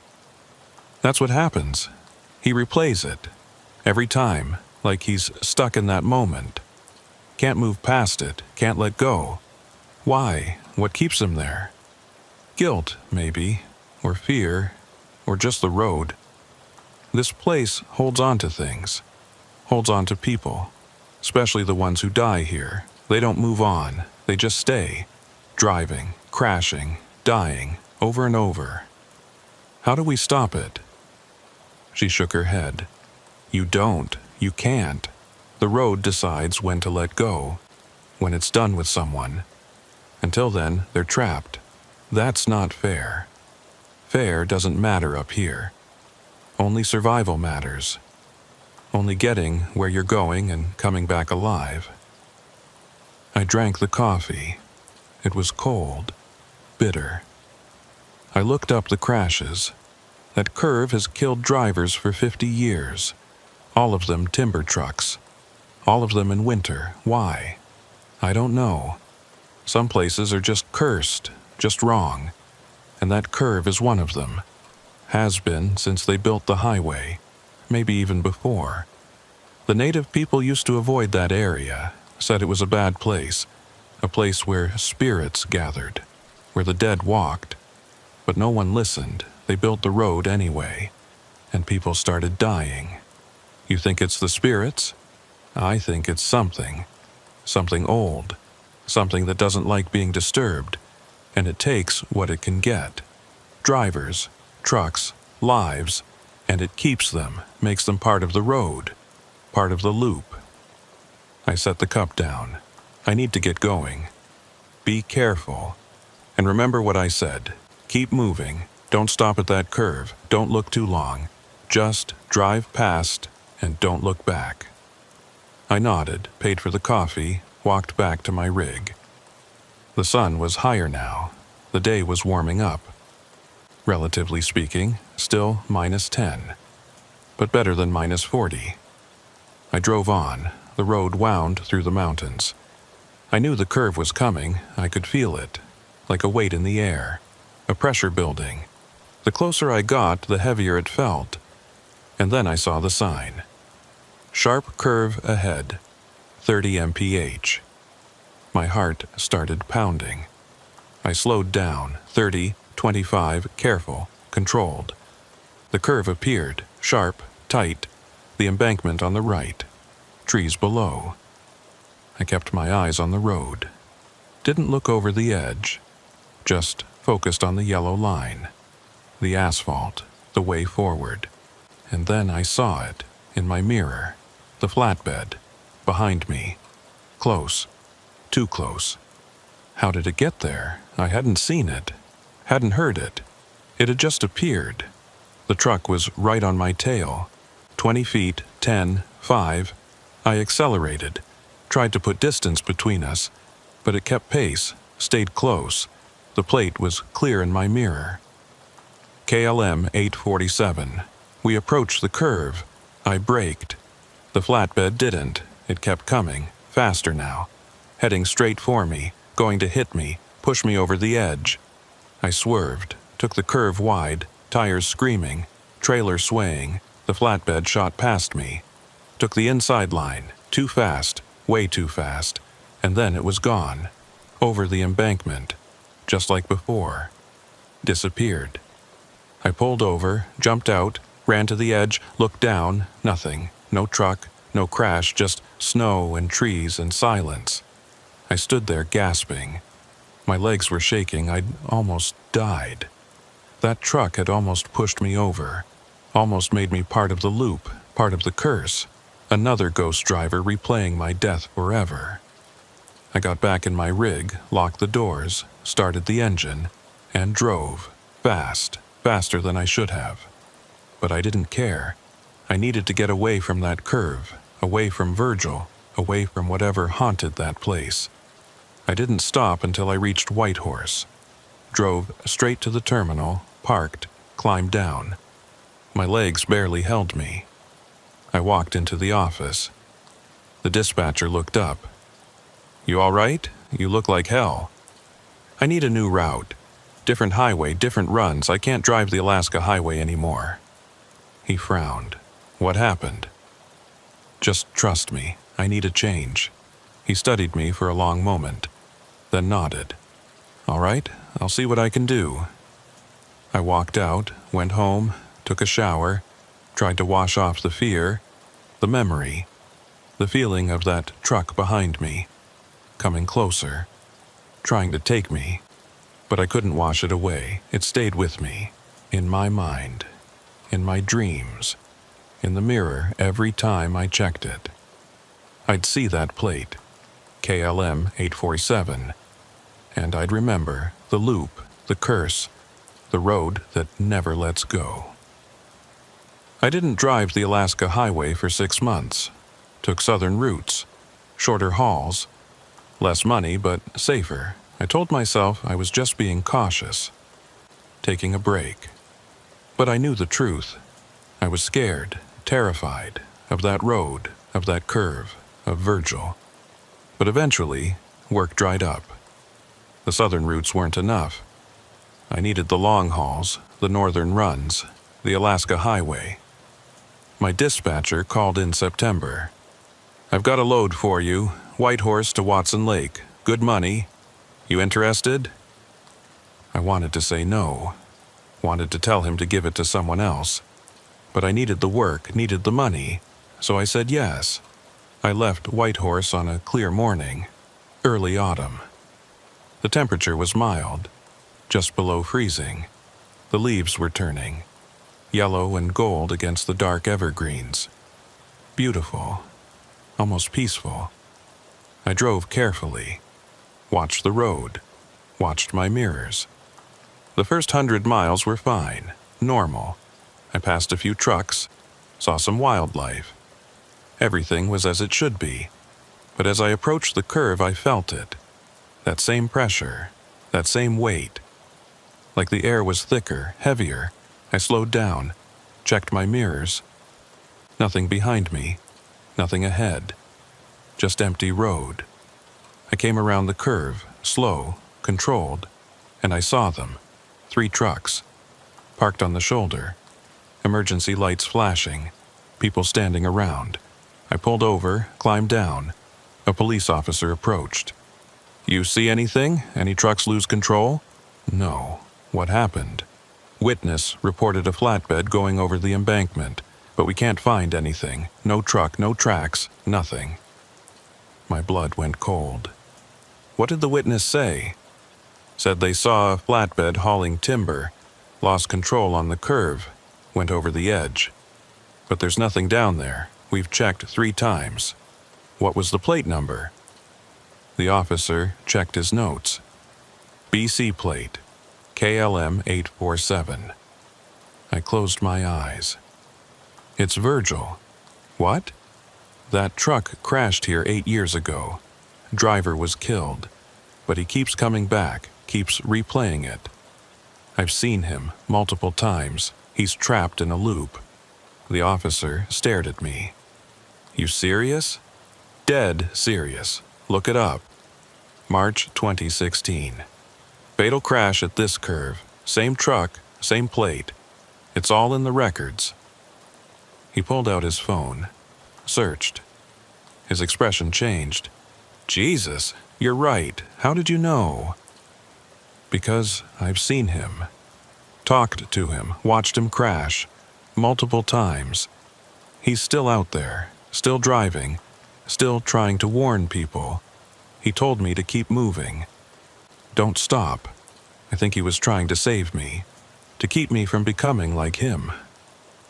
The officer looked at the embankment, then back at me. "How many people have seen him?" "I don't know, but I'm not the first. There's a woman named Birdie, runs a gas station about 50 miles south. She knew Virgil. She knows about the curse, about this curve. Ask her." "What curse?" "This place kills drivers. Has been for 50 years. Always at this curve, always timber trucks, always in winter. Something here doesn't want to be disturbed, doesn't want the road, so it takes what it can. And it keeps them. Makes them part of the loop forever." The officer was quiet for a long moment. Then he nodded. "I'll look into it. Thanks for the information." I climbed back in my rig, drove away, left them there, investigating something they'd never understand, never find, because Virgil wasn't there anymore. He was somewhere else on the highway, driving, heading toward another crash, another replay. As I drove, I thought about what the officer had said. A witness saw the crash. That meant someone else knew. Someone else had seen Virgil, and that meant I wasn't crazy, wasn't imagining it. It was real, all of it. I reached Watson Lake without incident, made my delivery, turned around, drove back. As I approached the curve, I slowed down, looked at the embankment, and I saw something. Just for a second. A flash of light, like headlights, down in the trees. I pulled over, got out, walked to the edge, looked down. And there it was, the truck, Virgil's truck, sitting at the bottom of the ravine, rusted, broken, covered in moss and snow. The cab was crushed, the windshield shattered, and inside I could see a shape, slumped over the wheel.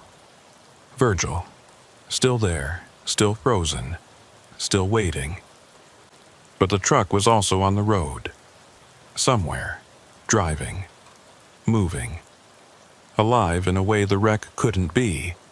2 versions of the same thing, one dead, one undead, both trapped in the loop.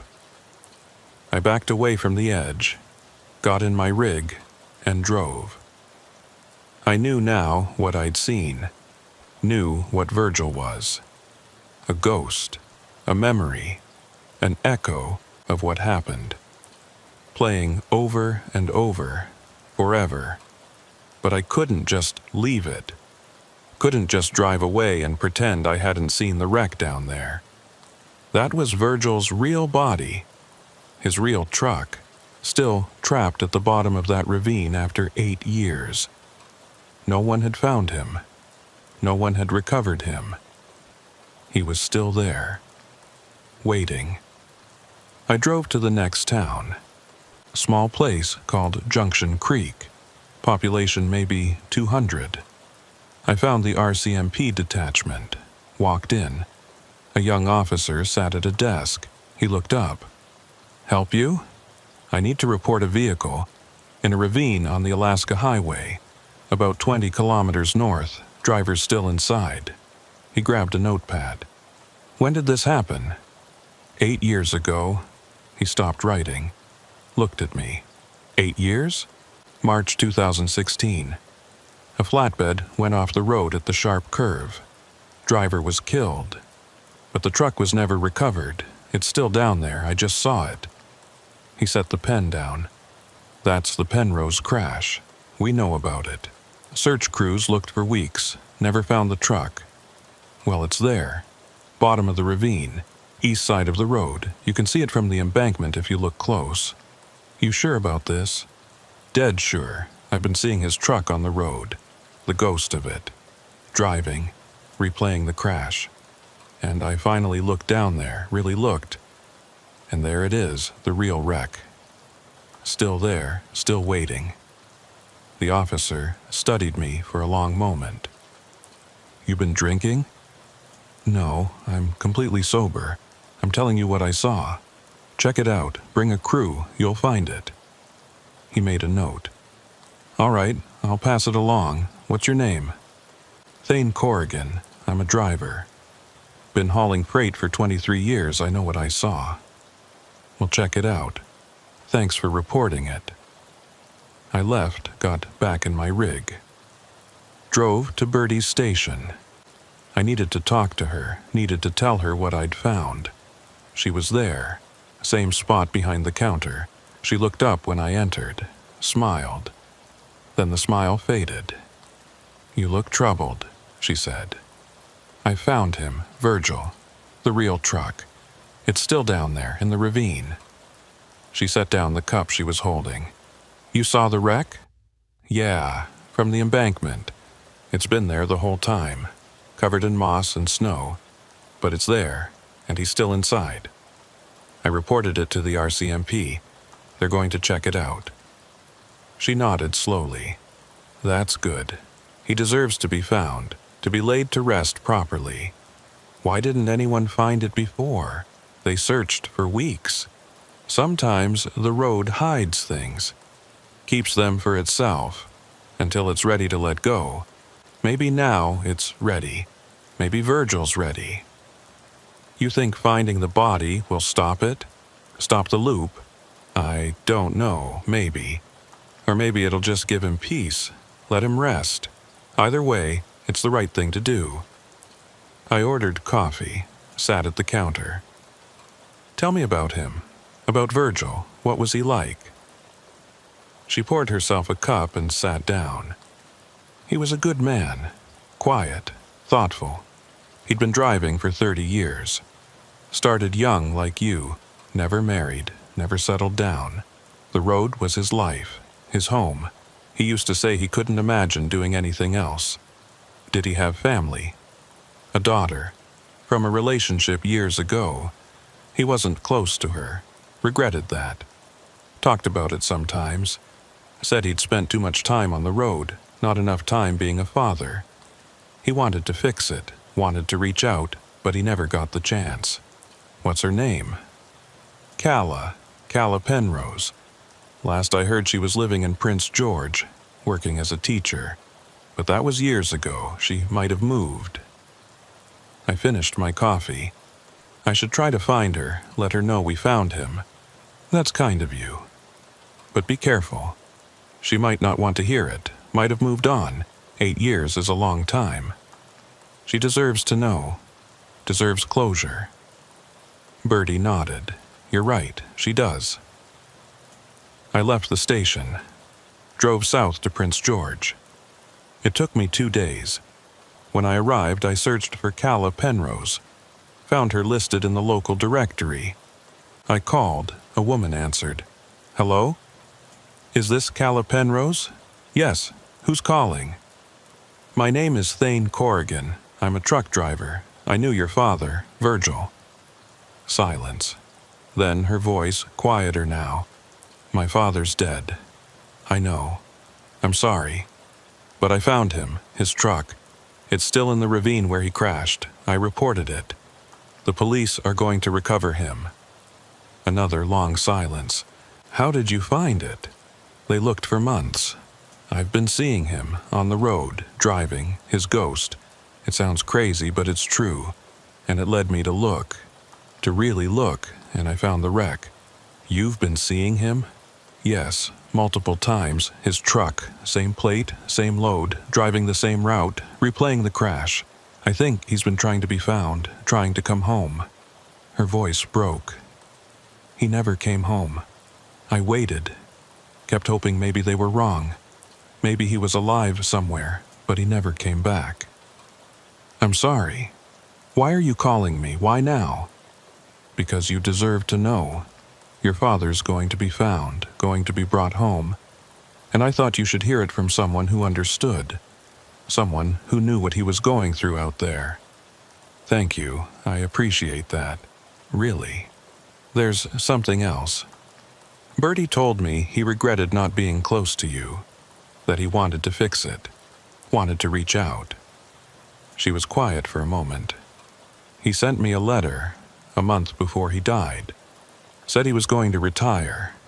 Come down and visit, get to know me, be a real father for once. I wrote back, told him I'd like that. But before he got my letter, he was gone. My chest tightened. I'm sorry. Me too. For a long time I was angry. Angry that he waited so long. Angry that he never tried harder. But I've let that go, or tried to, and now knowing they'll find him, that I can finally say goodbye properly, it helps. It really does. I'm glad. Will you be there? When they recover him? If you want me to be. I do. I'd like to meet you. To thank you in person. I'll be there. We exchanged information. She gave me her number, I gave her mine, and we agreed to meet when the recovery happened. 3 weeks later, I got the call. The RCMP had reached the wreck. They'd brought in a helicopter, a recovery team, and they'd found Virgil, still in the cab, frozen, preserved by the cold. They were bringing him up. I drove to the site. Calla was there. She was maybe 40. Dark hair. Virgil's eyes. She stood with the police, watching the recovery operation. I walked over. She saw me and smiled. Sad, but genuine. You must be Thane. Yeah, you're Calla. Thank you for this. For finding him, for calling me. It was the right thing to do. We stood together, watching the helicopter work. The winch slowly pulling the wreck up the embankment. It took hours. The truck was heavy, rusted, falling apart. But they got it, piece by piece. And finally, they brought up the cab. Virgil was still inside. A tarp covered him. Out of respect. The coroner was there, taking notes, making arrangements. Calla walked over, spoke to him quietly. Then she came back. They're going to take him to Prince George. I can claim the body, have a proper funeral. That's good. Will you come? To the funeral? I hesitated. I didn't really know him. But you saw him, more than I did in the last 10 years of his life. You talked to him, even if it was his ghost. That means something. All right, I'll be there.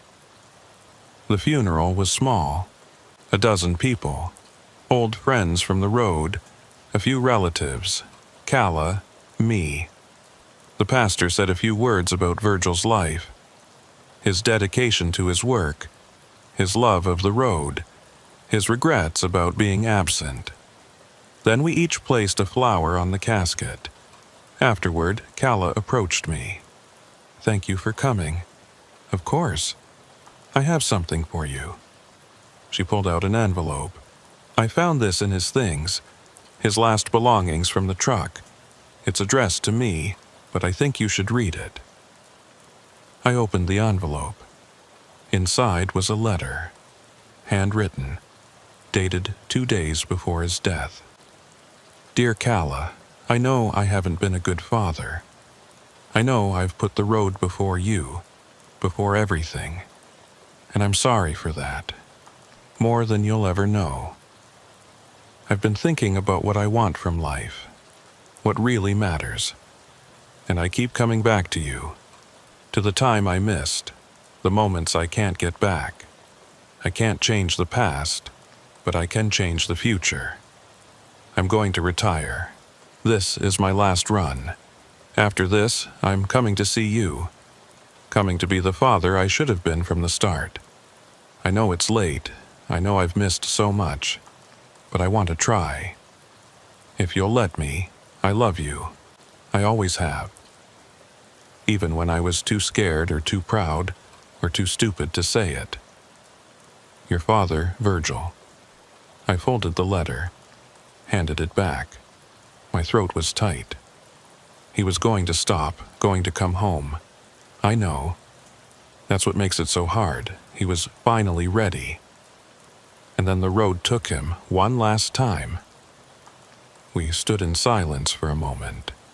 Then she spoke again. Do you think he's at rest now? Now that we've found him? I thought about the loop, about seeing Virgil's truck disappear over the embankment, about the way he'd warned me. Keep moving, don't stop. I don't know, I hope so. Will you tell me if you see him again, on the road? Yeah, I will. She hugged me. Thank you, Thane, for everything. I left the funeral, drove north, back to the highway, back to the road that had taken Virgil, that had kept him for 8 years. I needed to know if finding his body had broken the loop, if he was finally free. I drove that route 6 times over the next 2 months, watched for his truck, watched for that plate. KLM 847, but I never saw it. The road was empty, normal, just other drivers going about their lives, hauling freight, making deliveries, living. I stopped at Bertie's station, told her about the recovery, about the funeral, about Calla. That's good, she said. Virgil can rest now. Finally. You think the loop is broken?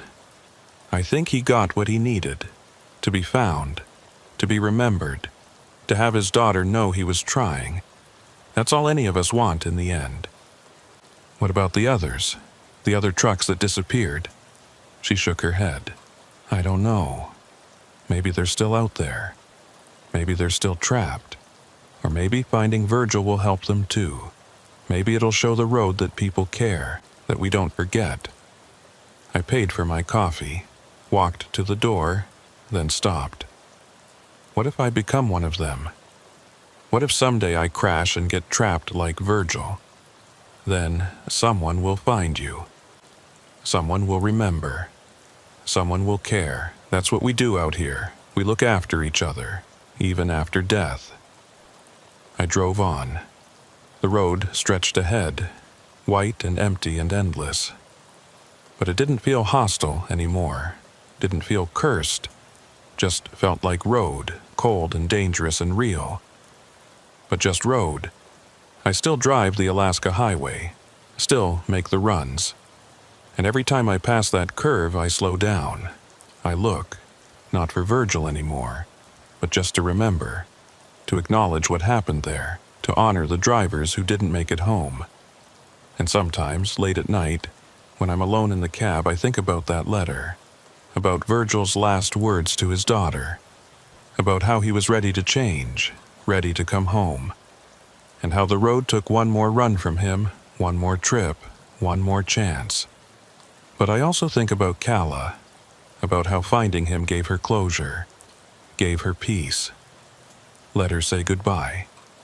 And I think maybe that's what Virgil was trying to do all along. Not scare people, not warn them away, just trying to be found, trying to get home, even if it took 8 years.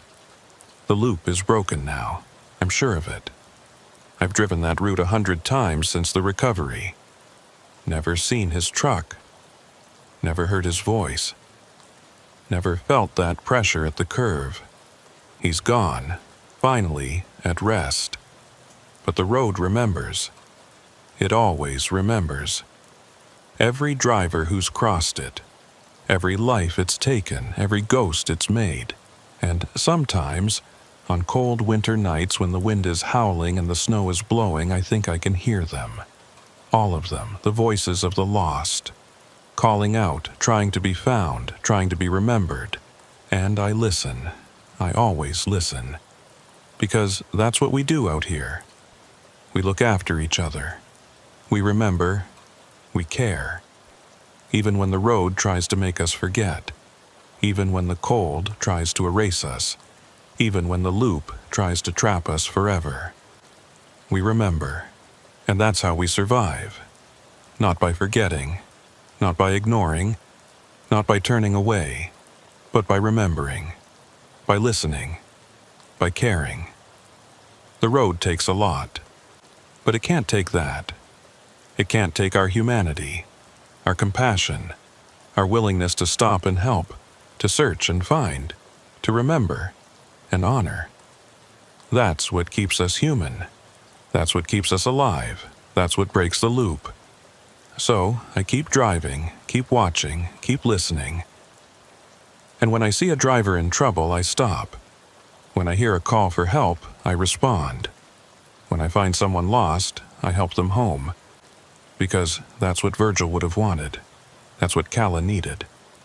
That's what the road can't take from us. Our choice to care. Our choice to remember. Our choice to keep moving forward while never forgetting what's behind. The road is long. The cold is deep. The darkness is endless. But we're not alone. We never are. The voices are there. The memories remain. The loops can be broken. We just have to listen, to remember, to care, and to keep driving. Always keep driving. Because the moment we stop, the moment we give up, the moment we forget, that's when the road wins. That's when we become the loop. That's when we become the ghosts. And I'm not ready for that, not yet, maybe not ever. So I drive, I remember, I care, and I hope that when my time comes, when my final run is over, someone will do the same for me. Someone will listen, someone will search, someone will find me, someone will remember. And maybe, just maybe, that'll be enough. To break the loop, to find peace, to finally come home.